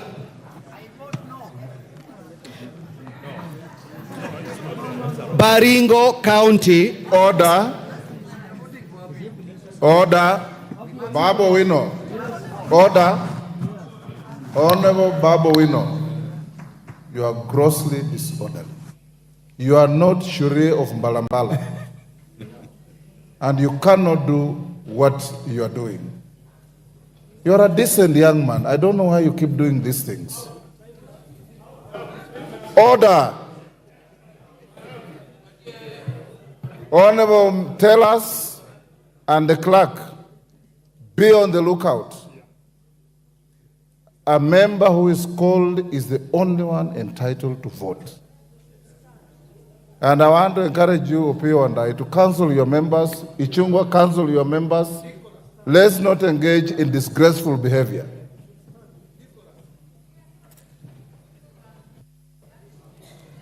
Baringo County. Is absent. Balambala Shurie Abdi Omar. Absent. Baringo County, Sergon Florence Jematia. Baringo Central, Kandie Joshua Kipiegon. I vote yes.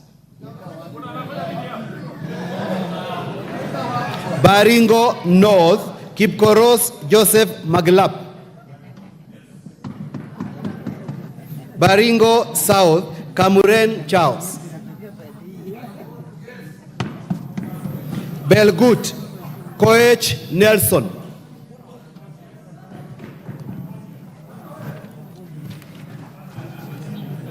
Bobasi, Momanyi Innocent Obiri.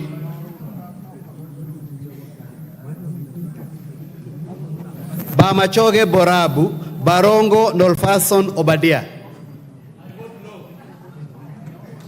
Bamachoge Chache, Alpha Miruka Undieki.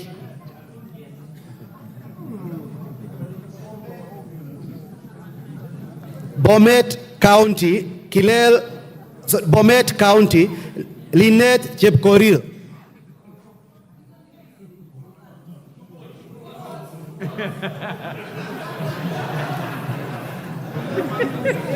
Bomet East, Yegon Richard Kipkemoy. No, promote Central.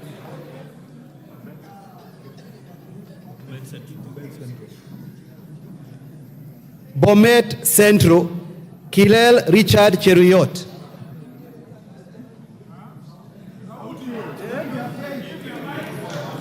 Bonchari. Sorry, let me repeat. Allow me. Bomet East, Yegon Richard Kipkemoi. Bonchari, Mamwacha Onchoke Charles. Bondo, Ogola Gideon.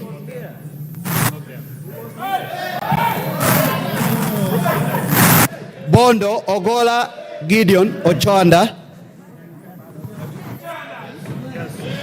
Borabu. Order members. No cheering. There's no vote that attracts any cheering. Remain silent. Borabu Osero Patrick Kibagendi. Budalangi Wanjala Rafael Sauti Bita. Bumula Wamboka Nelson Jack. Bungoma County Wabilianga Catherine Nanjala. Bura Yakub Ado Kuno. Bura Yakub Ado Kuno. Bureti Komingoi Kibet Kirui. Busia County Omanyo Catherine Nahambi. Butere Mwale Nicholas Tindi. Butula Oyula Joseph. Buuri Muruidhania Rindikiri Mugambi. Centro Imenti Kirima Moses Ngochine. Changamwe Shimbwa Omar Mwinyi. Shebalungu Koech Victor Kipngetich. Cherangani Barasa Patrick Simiu. Chesumei Diego Paul Kibichi. Chuka Iganga Ngombe Ntwega Patrick Munene. Dadab Farah Maalim. Dagoreti North Elachi Beatrice. Dagoreti South Waweru John Kiarie. I vote yes. Eldama Ravine Sirma. Order clerk, order Honorable Junet. In the course of voting, the House does not entertain anything else. No points of order, no moving around.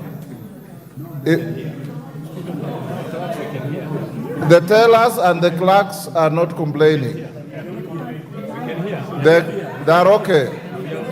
So, order, honorable members. Order. You have given these 4 honorable members a responsibility to guard, to oversee, to protect your vote. Trust them. Any member who has a stress in his voice or her voice that needs a mic, is a portable mic, but continue the way you are doing. Eldama Ravine Sirma Musa Cherutich. Eldas Kinan Adan Welie. Elgeo Marakwet Jepto Ngerechei Caroline. Embakasi Central Gadiro Majadong Benjamin. Embakasi Central Gadiro Majadong Benjamin. Embakasi East Babu Owino Ongili. Babu Owino Ongili.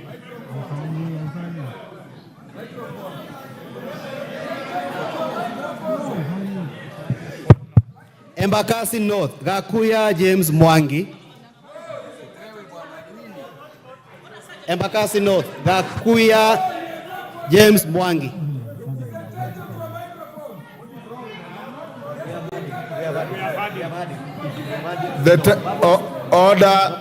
The tellers say they have had you vote no. So why do you want the microphone again? Take your seat.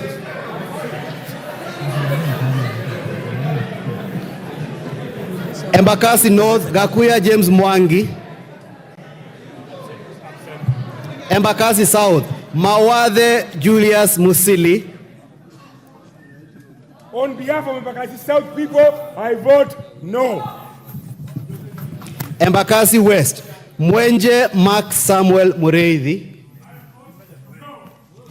Embu County, Double N Pamela Njoki.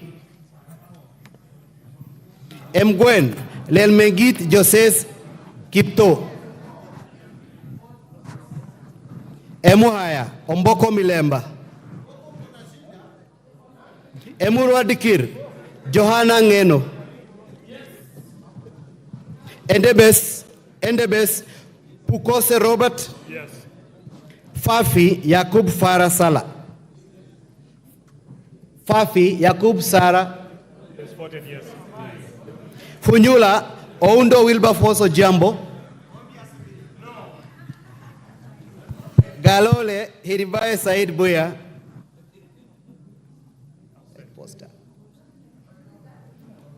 Ganze Tengule Charo Kenneth Kazungu.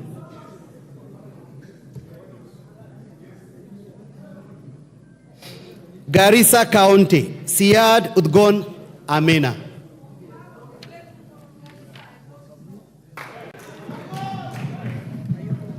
Garissa Township, Baro Deko Mohammed. Garsen, Guyo Ali Wario. Gatanga, Moreu Wakili Edward. Gatundu North, Kururia Njoroge. Gatundu North, Kururia Njoroge. Gatundu South, Kagombe Gabriel. Game, Elisha Odhiambo.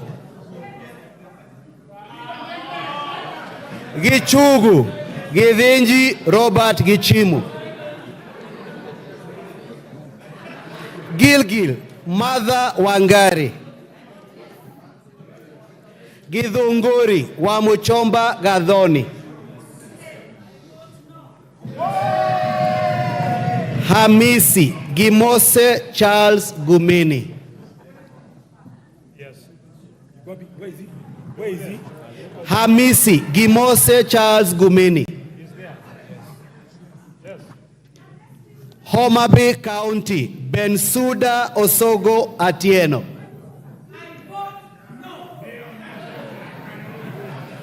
Homa Bay Town, Kaluma George Peter Opondo. Igembe Central, Karithi Kiili Daniel. Igembe North, Julius Taitumu. Igembe South, John Paul Mwirigi. Ijara, Abdi Ali Abdi. Ikolomani, Shinali Bernard Masaka. Ikolomani, Shinali Bernard Masaka. Isiolo County, Mumina Golo. Isiolo County, Mumina Golo Bonaya. Isiolo North, Lomwa Joseph Samal. Isiolo South, Tubi Bidu Mohammed.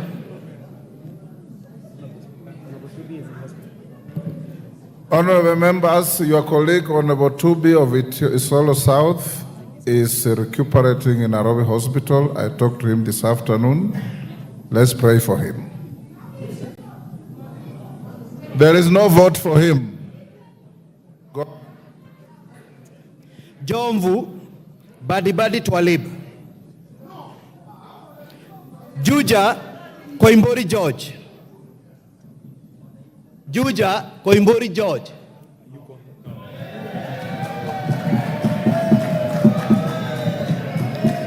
Kabete Wamashukuru James. Kabete Wamashukuru James.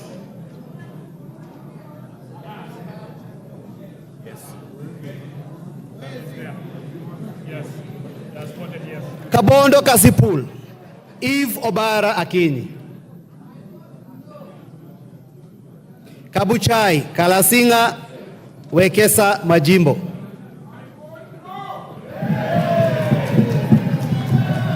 Kacheliba, Titus Lote.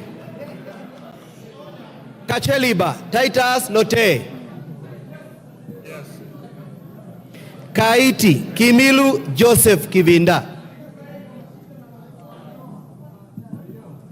Kajiado County, Sankaire Lea Sopiato. Kajiado Central, Memusi Kanchori.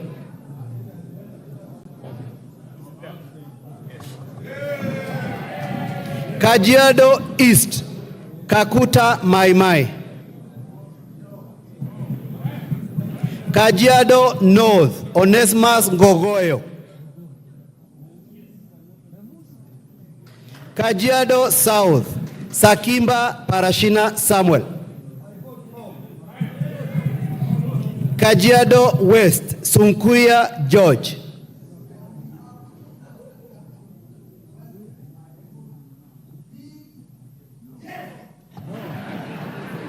Kakamega County, Elsie Muhanda. Kakamega County, Elsie Muhanda. Kaloleni, Katana Paul Kahindi.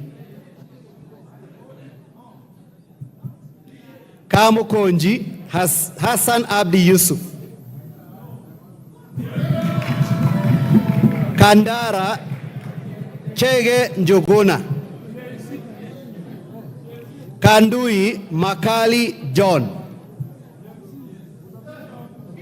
Kangema, Peter Irungu Kihongi. Kangundo, Fabian Chule Muli. Kapenguria, Moroto Samuel Chumel. Yes. Kapseret, Oscar Sudi.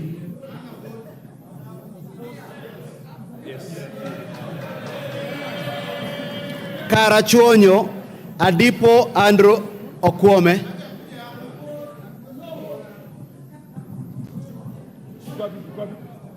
Kasarani, Karauri Ronald Kamuiko.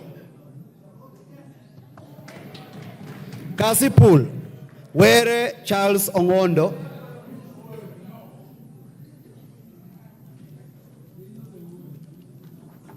Kadiani, Robert Mbui. Keio North, Adams Kipsanai. Keio South, Gideon Kimayo.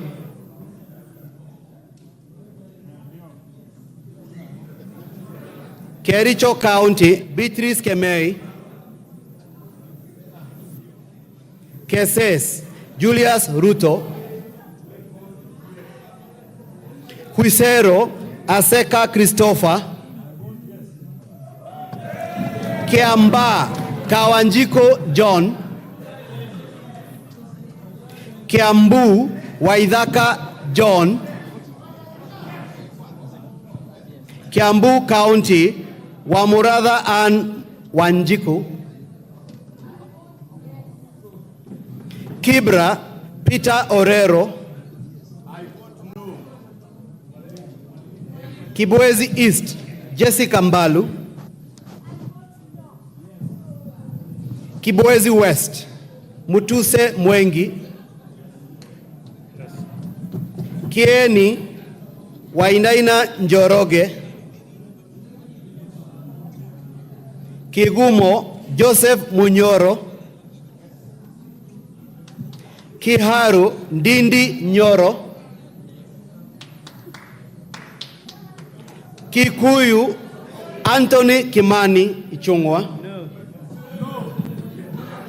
Kilgoris, Julius Sunkuli. Kilifi County, Gertrude Mbeyu.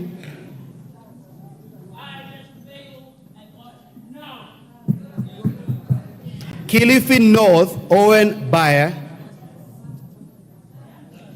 Kilifi South, Richard Ken Chonga. Kilome Nzambia Kidhua, Kimilili Didmas Barasa Wekesa, Kiminini Kakai Bisau, Kinango Gonzi Rai, Kinangop Kwenya Dhuku, Kinangop Kwenya Dhuku, Kipipiri Wanjiku Muhea, Kipkelion East Cherorot Joseph, Kipkelion West Hillary Kiplangat Kosgei, Kirinyaga County Jane Maina, Kirinyaga County Jane Maina Njeri, Kirinyaga Central Joseph Gitari, Kisauni Benzimba Rashid Juma, Kisii County Donya Doris Aburi,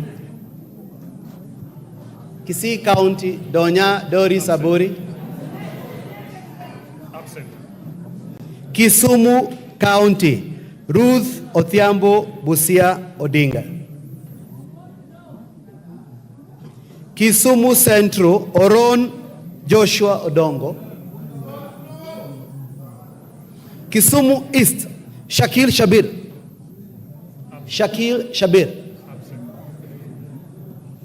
Kisumu West Rosa Buyu,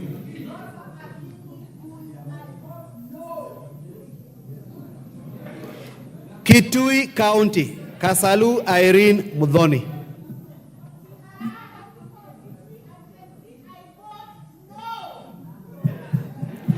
Kitui Central Makali Benson Mulu,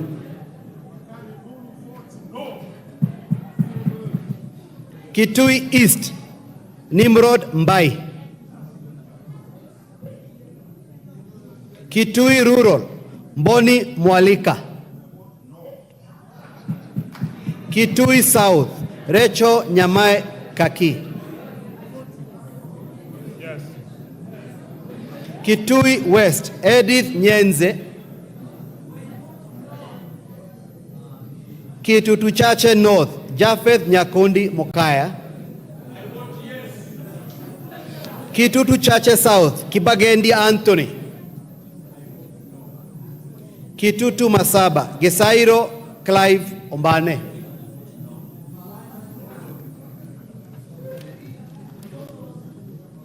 Konoin Yegon Richard, Kuresoi North Mutai Alfred, Kulesoi North Mutai Alfred, Kulesoi South Tonui Joseph, Kuria East Kitayama Maisori Marwa,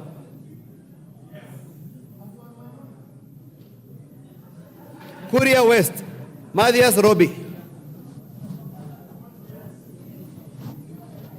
Kwale County Fatuma Masito Hamisi, Kwanza Fanidad Wanyonyi,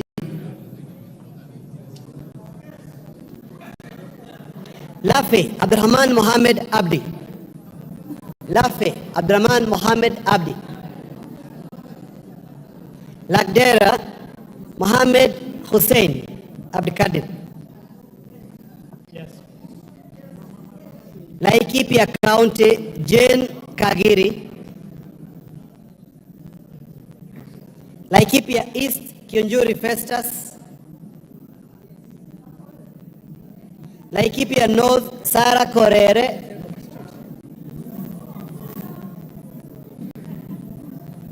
Laikipia West Stephen Wachira Karani, Leisamis Joseph Lekuton, Lamu County Mudhoni Marubu, Lamu East Rueda Obo, Lamu West Stanley Mudhama, Langata Felix Adiwol Kothe, Larry Kahangara Joseph, Likoni Mishi Mboko, Likuyani Innocent Mugabe, Limuru John Chege Kiragu, Loima Protas Akuja,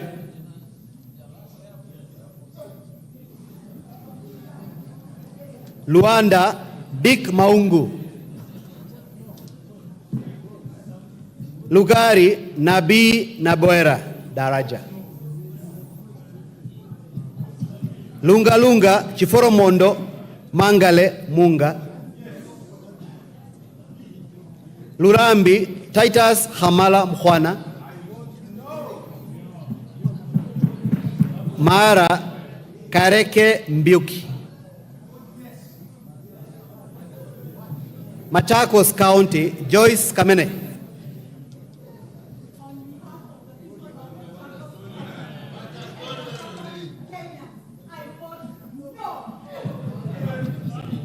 Machakos Town Caleb Mule,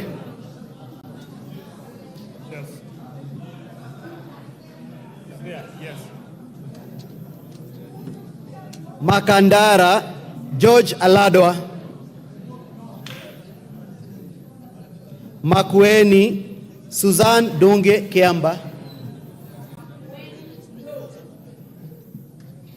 Makueni County Rose Mumo Museo,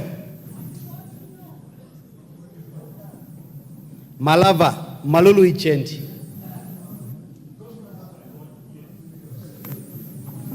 Malindi Amina Munyanzi,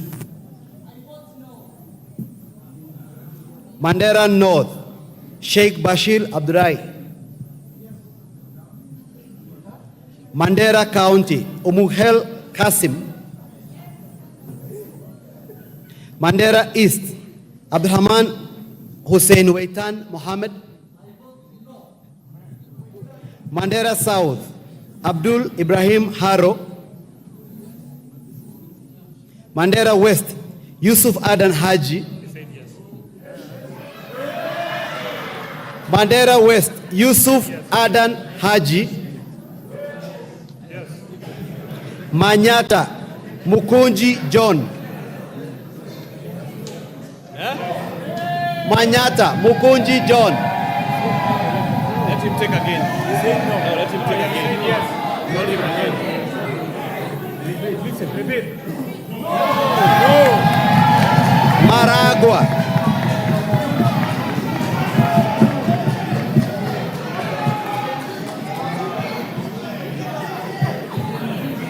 Maragua wa Maua Njoroge,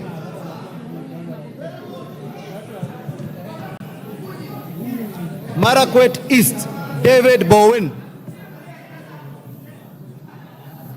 Marakwet West Kipchumba Toroitich, Marsabit County Naomi Wako,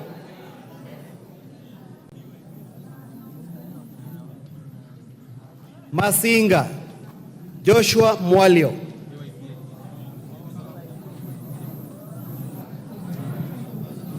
Masinga Joshua Mwalio, Matayos Joyfrey Odanga, Madare Antonio Roch,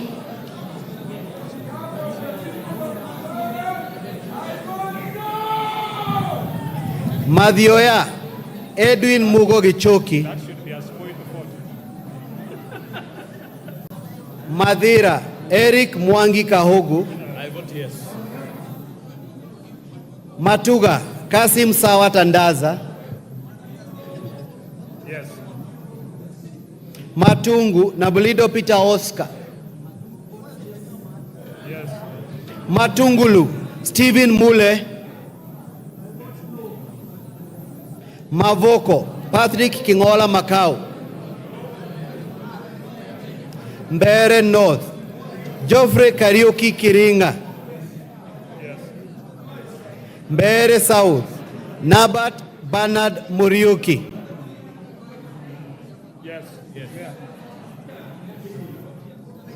Mboni, Erastus Kibasu.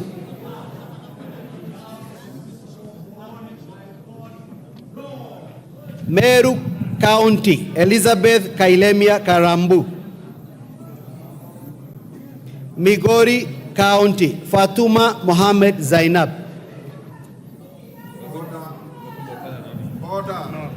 Order members. Baba Wino, go back to your seat. Go back to your seat. Honorable members, exercise some decorum. Junaid Mohammed, who is the chief whip of the minority, has not notified the speaker of the change of any teller. Teller.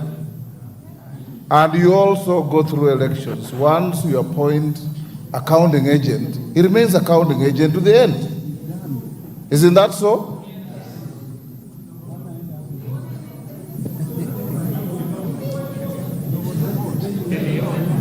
Mogotio Kiborek Ruben.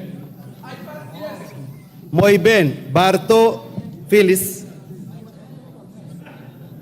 Molo Kuria Francis Kimani.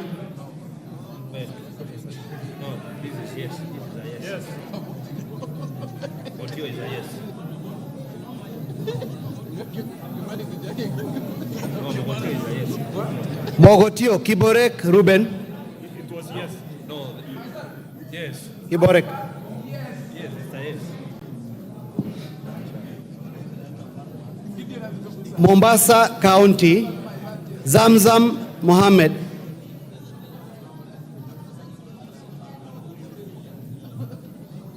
Mosop, Abraham Kirwa.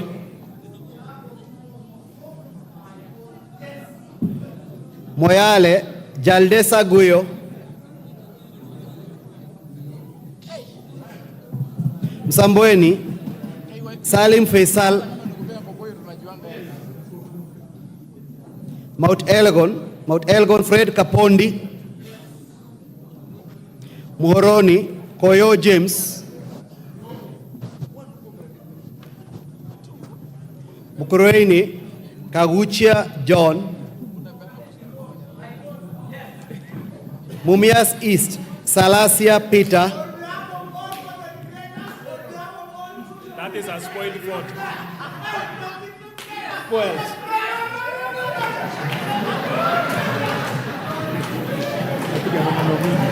Mr. Speaker, that is a spoiled vote. Mumias West. Order.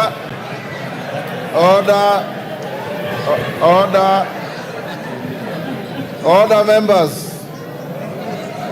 Order. Honorable Salasia, you are treated as if you have not voted. Can you vote? No theatrics. Mumias West, Johnson Naika. Murang'a County, Betty Maina Njeri.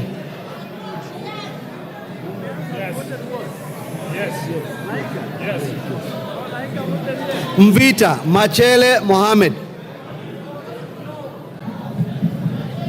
Mwala Musioka Vincent Musau. Mwatate Peter Shake. Mwea Mary Maingi.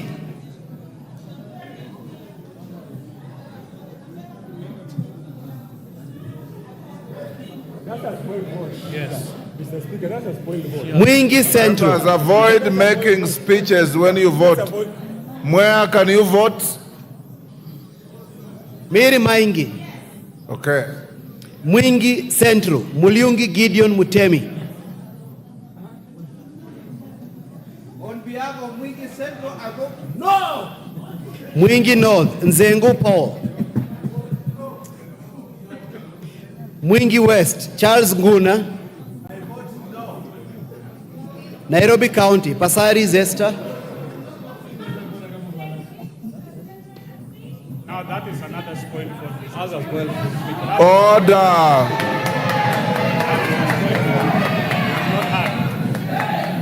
Naivasha, Jane Kihara.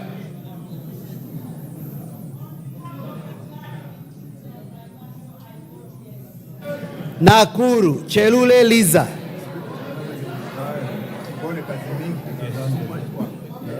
Nakuru Town East, David Gikaria.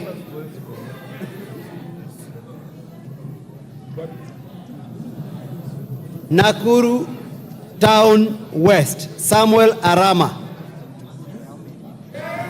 Nambale, Godfrey Mulanya.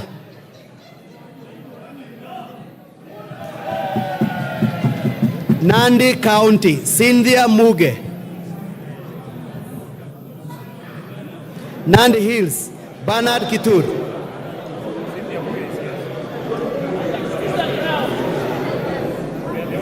Nandi County, Cynthia Muge. Nandi Hills, Kitur Bernard. Narok County, Rebecca Tonkei. Narok East, Aramat Lemanken. Narok North, Agnes Pareyo. Narok North, Agnes Pareyo. Narok South, Kitilai Olentutu.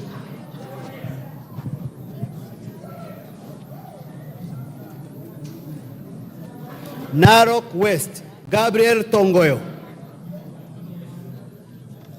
Navajolo, Emmanuel Wangwe. Daragwa, George Gachagua. Ndiwa, Martin Peter Owino. Ndia, GK Kariuki Macharia. Njoro, Charity Kadhambi Chepkwoni. Charity Kadhambi. Yes. North Hor, Guyo Ade Wario. North Imenti, Rahim Daud. North Mugirango, Joash Nyamoko. Nyakach, Aduma Joshua Owor.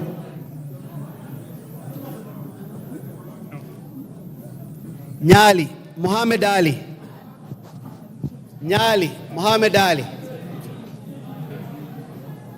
Nyamira, Jerusha Momanyi. Yes. Nyandarua County, Faith Gitau. Nyando, Jared Okelo. Nyando vote no. Nyaribari Chache, Zahil Janda. Nyaribari Masaba, Daniel Manduku. Nyatike, Tom Boya Ondege. Nyeri County, Rahab Mukami.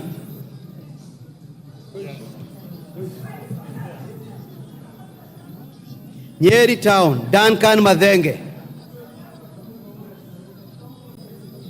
Oljororok, Michael Muchira. Ol Kalau, Kiaraho David. Odaya, Michael Wainaina. Pokot South, Kosing David.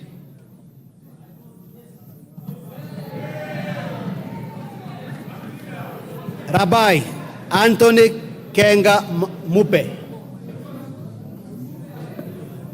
Rabbi Anthony Kenga Mupe.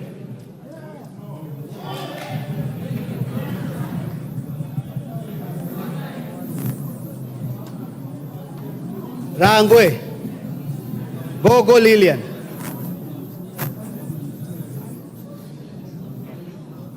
Rarieda Paul Otiende Amolo. Rongai Paul Kibet Jebor. Rongo Paul Abor. Roy Sambu, Mwafrika Kamande.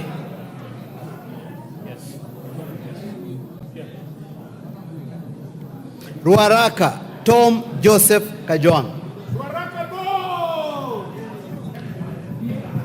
Ruiru, Simon Kingara. Runyenjes, Karemba Eric Muchangi. Sabatia, Sloya Clement Logova. Sabatia, Sloya Clement Logova. Saboti, Caleb Amisi. Saku, Dido Raso. Samburu County, Pauline Lengurus. Samburu East, Lekumontare Jackson Letoijoni. Samburu North, Letepila Dominic. Samburu West, Josephine Lesuda Naisula. Microphone. Josephine Naisula Lesuda. Mike. Give her the mic.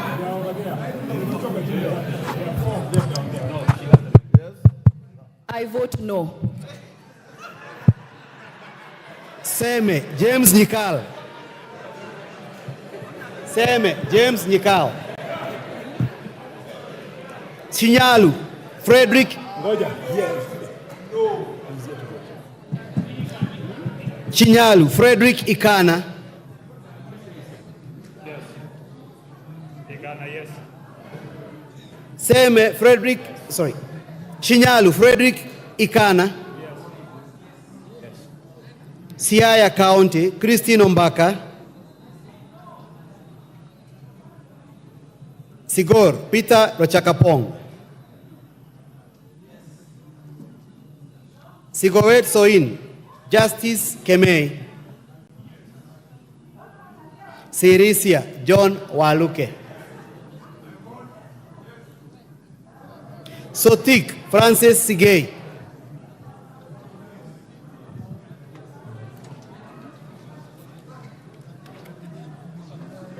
Saudi Menti, Shadrach Mwiti. Shadrach Mwiti, Saudi Menti. South Mugirango, Silvana Osoro. Soy, David Kiplangat. Starehe, Amos Mwago. Suba North, Millie Grace Odhiambo. Suba South, Karori Omondi. Subukia, Samuel Gachobe.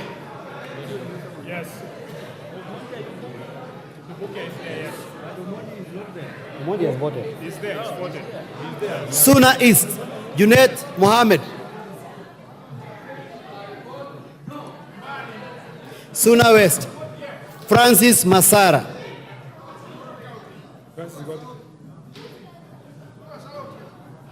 Taita Taveta County, Lydia Haika Mziki. Tana River County, Amina Deka. Tarbaj, Bare Hussein Abdi. Yes. Tarbaj, Bare Hussein Abdi. Yes. Please go. Taveta, John Okano Bwire. Teso North, Oku Kaunya.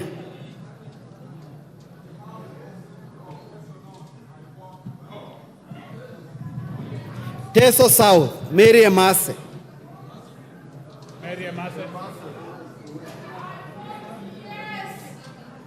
Teso South, Tetu, Joyfrey Wandeto. Geoffrey Wandeto. Tharaka, George Murugara. Tharaka Nithi County, Susan Ngugi. Tharaka Nithi County, Susan Ngugi. Thika Town, Alice Nganga. Tiati, William Kamket. Tiati, William Kamket. Tigania East, Mpuru Aburi.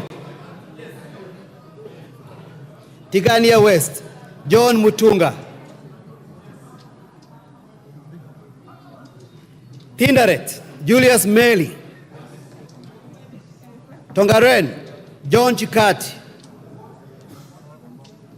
Trans Nzoia County, Lillian Sioi. Order. The Chief Whip on the minority side informs me that he is appointed member for Bumula to relieve Honorable Mawathe as a teller.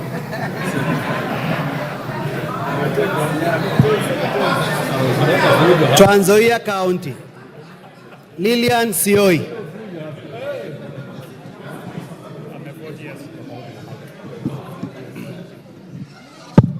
Tarbo, Janet Citienei. Turkana County, Cecilia Ngetit.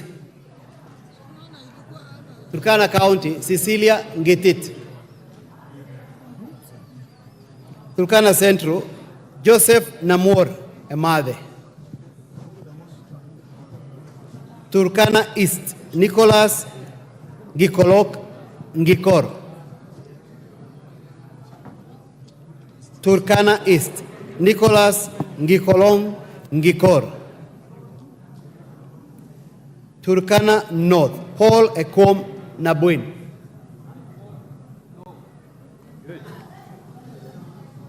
Turkana South, John Ariko.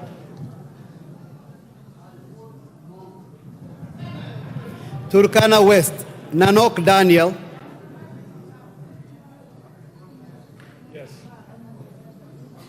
Uasin Gishu County, Gladys Boss.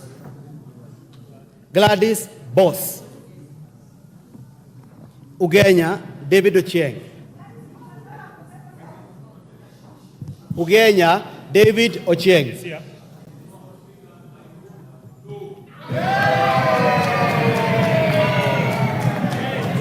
Ugunja, James Wandai. James Wandai. Oriri, Mark Nyamita.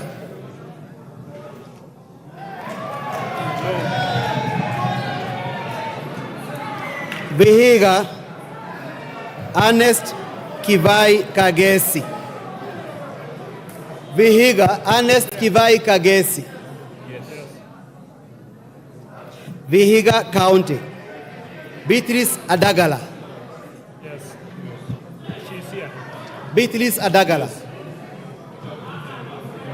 Voi, Abdi Chome. Wajir County, Fatuma Jeho. Wajir County, Fatuma Jeho. Wajir East, Daud Adan Mohammed. Wajir East, Daud Adan Mohammed. Wajir North, Abdi Saneh. Wajir South, Ado Mohammed. Wajir South, Abdi Mohammed. Ado. Yes. Yes. Wajir West, Farah Yusuf Mohammed. No. Webuye East, Martin Pepela Wanyonyi. Kuna mtu hapa uzetiki na wanasema. I'm telling you. Abdi Daud Mohammed is out of the country.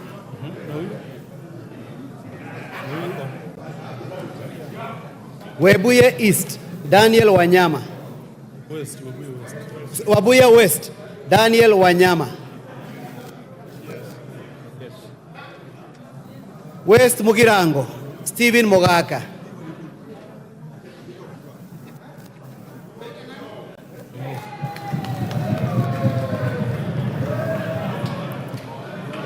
West Pokot County, Rael Kasiwai Chepkemoi.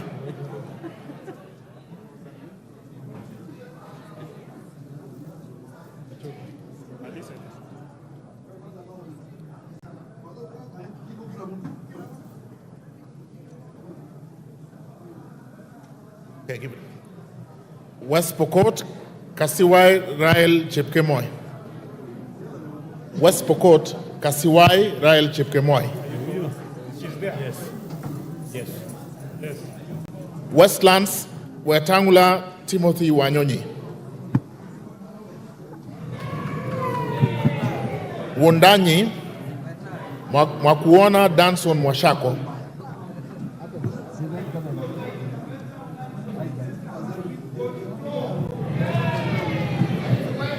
Yata, Basil Robert Ngui. Yata, Basil Robert Ngui.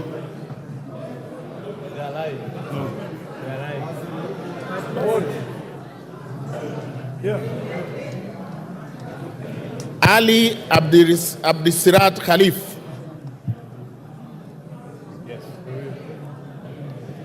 Chege Sabina Wanjiru.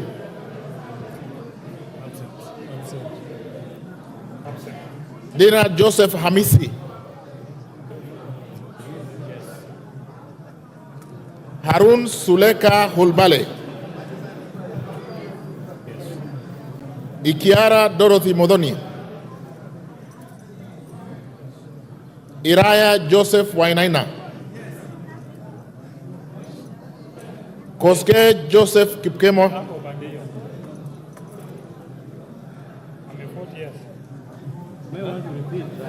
He's at the corner there. He's at the corner. At the corner there. Okay. No, Koske. Okay. I will repeat. Koske Jackson Kipkemoy. He's there. Yeah. Mayaka Irene Nyakerario.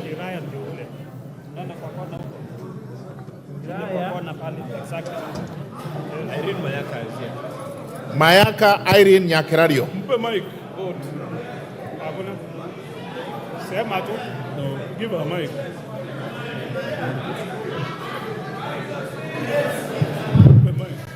On behalf of Gen Z and the people of Nyamira, I vote no.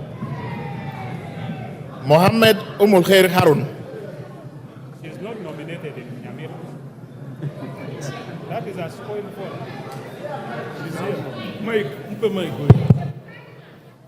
As the Gen Z of the House, born in the year 1996, I say no. Teresia Wanjiru Mwangi. Teresia Wanjiru Mwangi. Okay. John Mbadi Ngongo.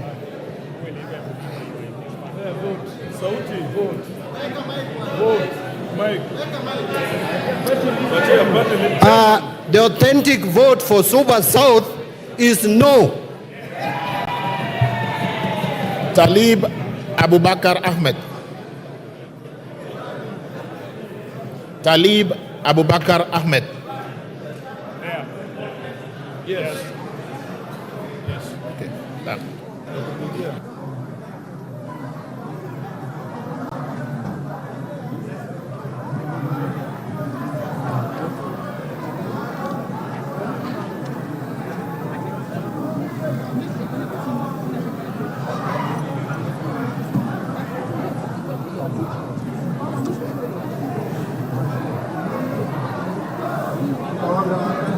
Order, members.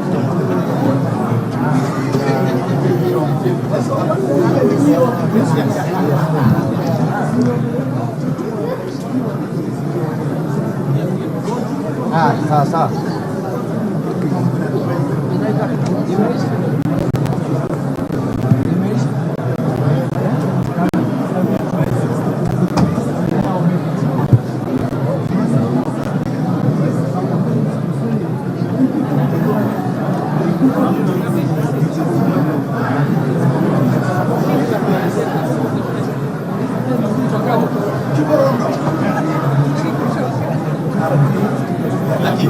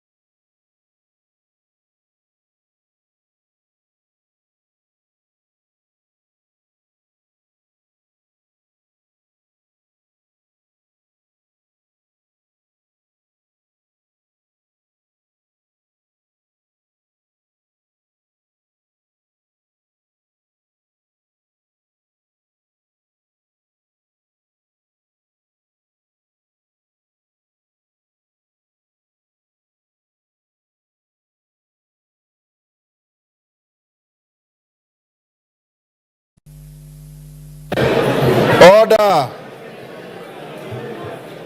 Order, honorable members, order.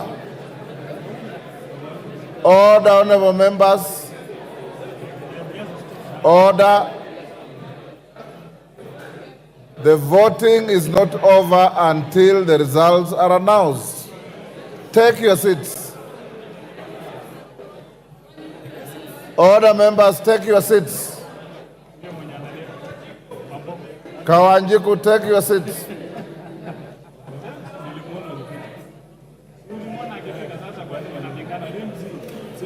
Order.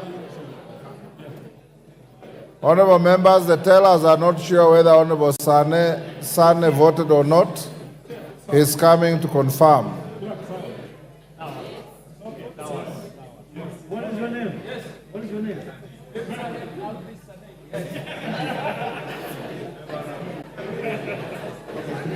You are satisfied? Yes, sir. Yes, sir. Okay, Sane, take your seat.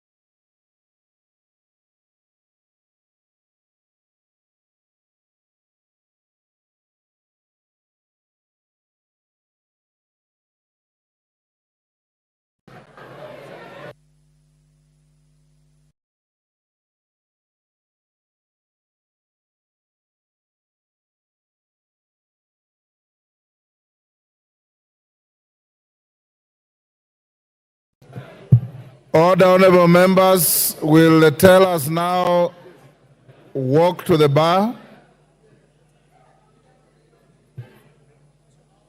Will the tellers walk to the bar?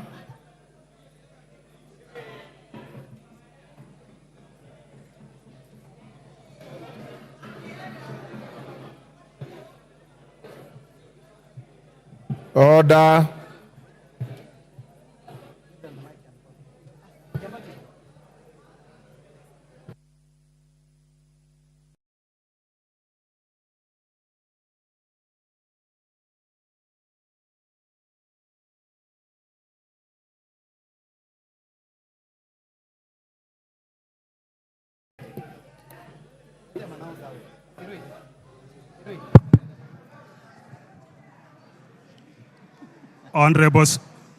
Honorable Speaker, the division on the second reading of the Finance Bill 2024 voting, the ayes 204, nays 115, abstention Order. Abstention 0. Aya.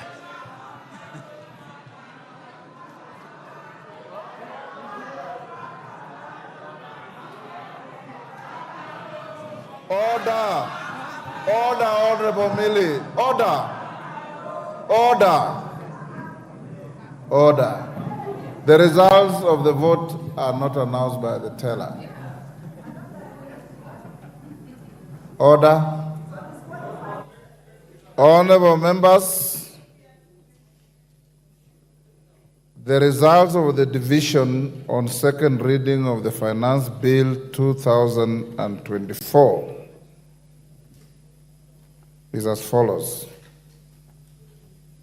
Ayes 204, nays 115, abstentions nil.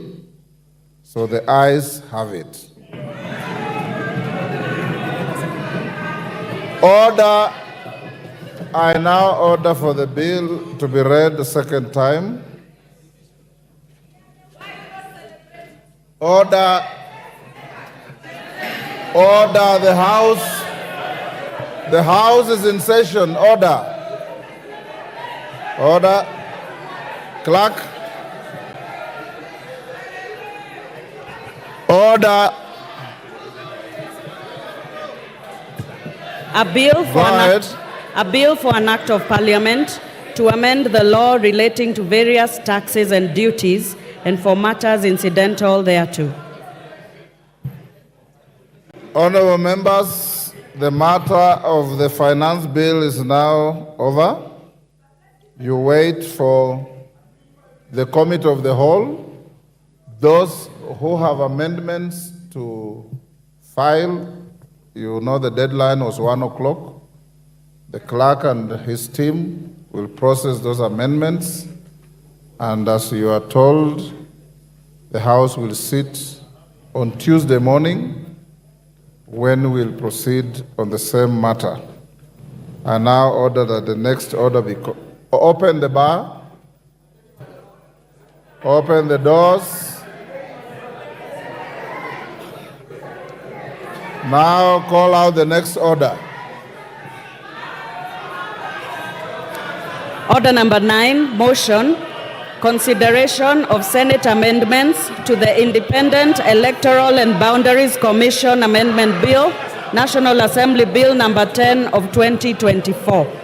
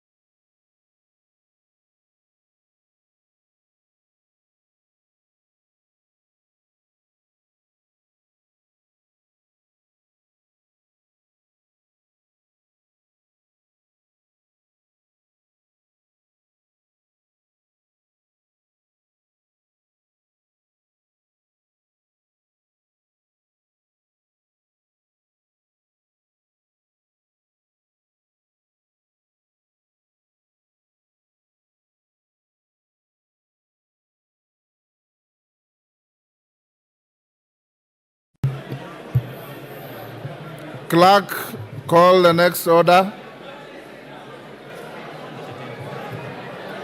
Order number 9, motion, consideration of Senate amendments to the Independent Electoral and Boundaries Commission Amendment Bill, National Assembly Bill number 10 of 2024.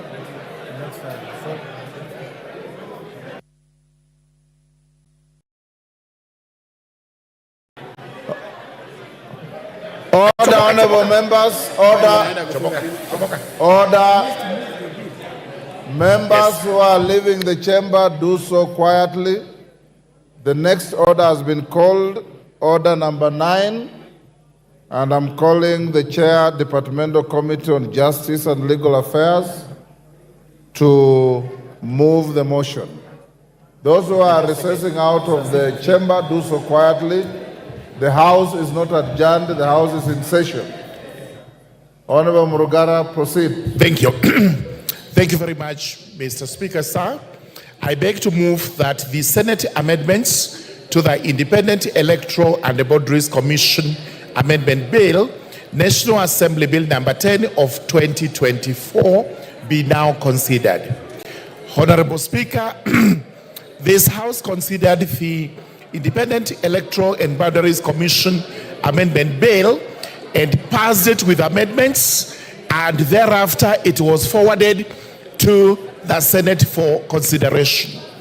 I wish to report that the Senate considered the bill and returned it with some proposed amendments, which proposed amendments the Justice and Legal Affairs Committee did consider and prepared a detailed report in which it actually agreed with the Senate in the proposals.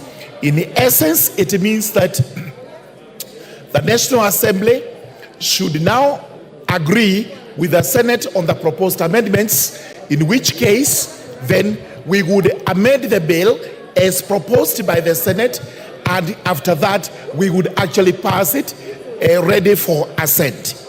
The reason why the Justice and Legal Affairs Committee agreed with the Senate is that the proposed amendments are not major amendments as such, but are proposals that since the IEBC Act is supposed to be considered by the two houses, the bicameral houses, where we have made a provision for the National Assembly, then there is also a mention of the Senate. It would have been tidier if the Senate had proposed that we delete the National Assembly and substitute therefore with the word Parliament. But since we are not supposed to touch this bill in any other way so as not to necessitate mediation, we entirely agreed with the Senate and are now in agreement, and we do propose that we move to the Committee of the Whole House, where the proposed amendments will be considered, and once passed or adopted by this House, the bill will have passed through the two houses and will be ready for assent. Honorable members, please resume your seats. Honorable Madam Speaker, therefore I do beg the House to agree with the proposed amendments by the Senate, and we move on to the Committee of the Whole House. With those remarks, I beg to move and request the Honorable Chepkonga, the Honorable Member for Anabukoi, to actually second. I would have given.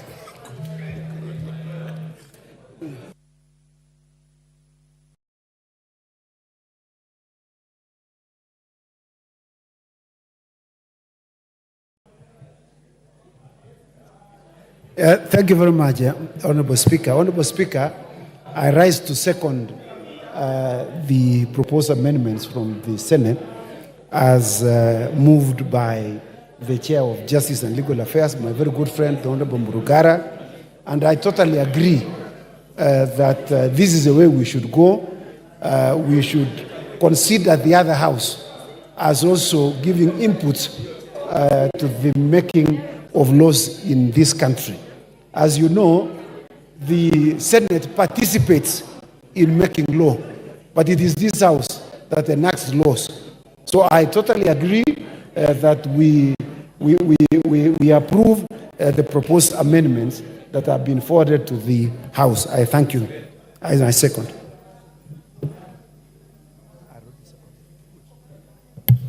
Honorable members, I now propose the question that the Senate amendments to the Independent Electoral and Boundaries Commission Amendment Bill, National Assembly Bill number 10 of 2024, be now considered.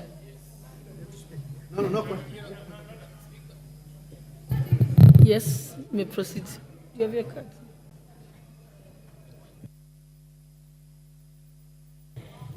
Thank you, Madam Speaker, for this opportunity to support the amendment as presented by the Senate. I have had keen interest, especially on this bill. Madam Speaker, this is a culmination of agreement that was reached by the NADCO committee, and indeed, the Senate should be included or should be captured in this bill, because elections across the country and the issues with boundaries cut across national and county governments. And therefore, Madam Speaker, I feel that this is the right thing to do, and the Senate has ably inserted their say in matters IEBC in terms of appointing and all.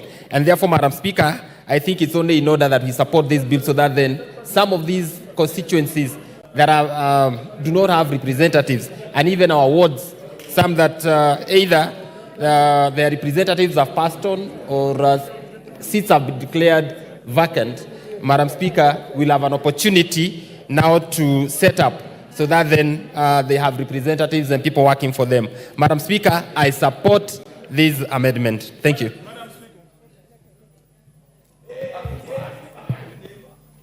The Honourable Member for Mandera North, Honourable Bashir Abdullahi. Thank you very much, Honourable Speaker. Honourable Speaker, this bill is very important, and I want to urge this House to agree with the committee with the Senate amendments. Honourable Speaker, I have a neighbor constituency by the name Banisa constituency. May proceed. Minority Leader, I'm going to give you a chance after Honourable Bashir. My neighboring constituency called Banisa does not have a representative, and now it is 15 months since the death of our brother, the late Honorable Maalim Kulo Hassan.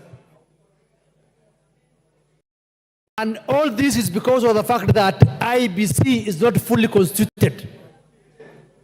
It's unfortunate that the people of Banisa have been denied representation by the fact that IBC is not fully constituted.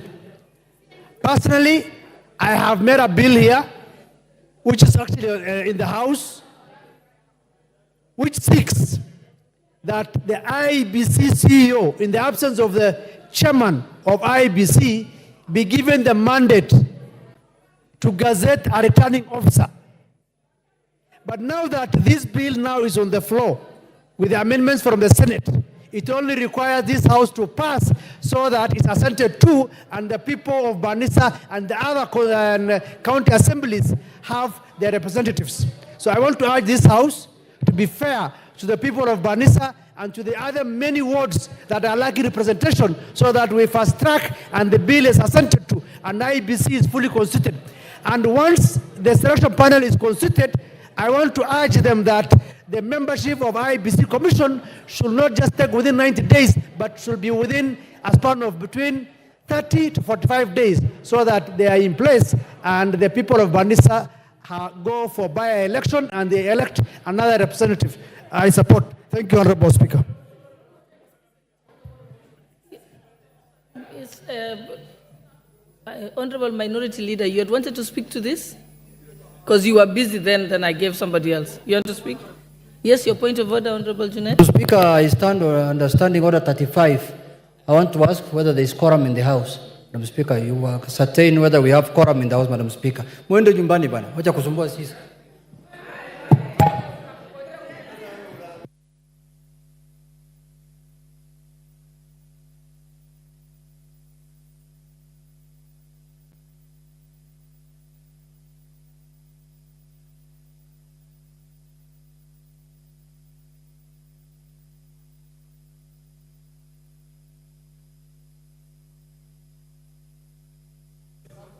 I direct that we ring the quorum bell for 10 minutes.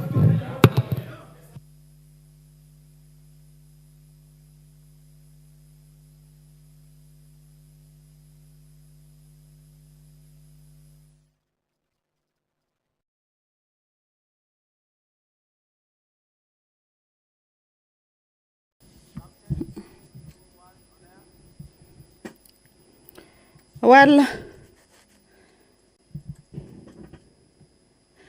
the quorum bell is underway.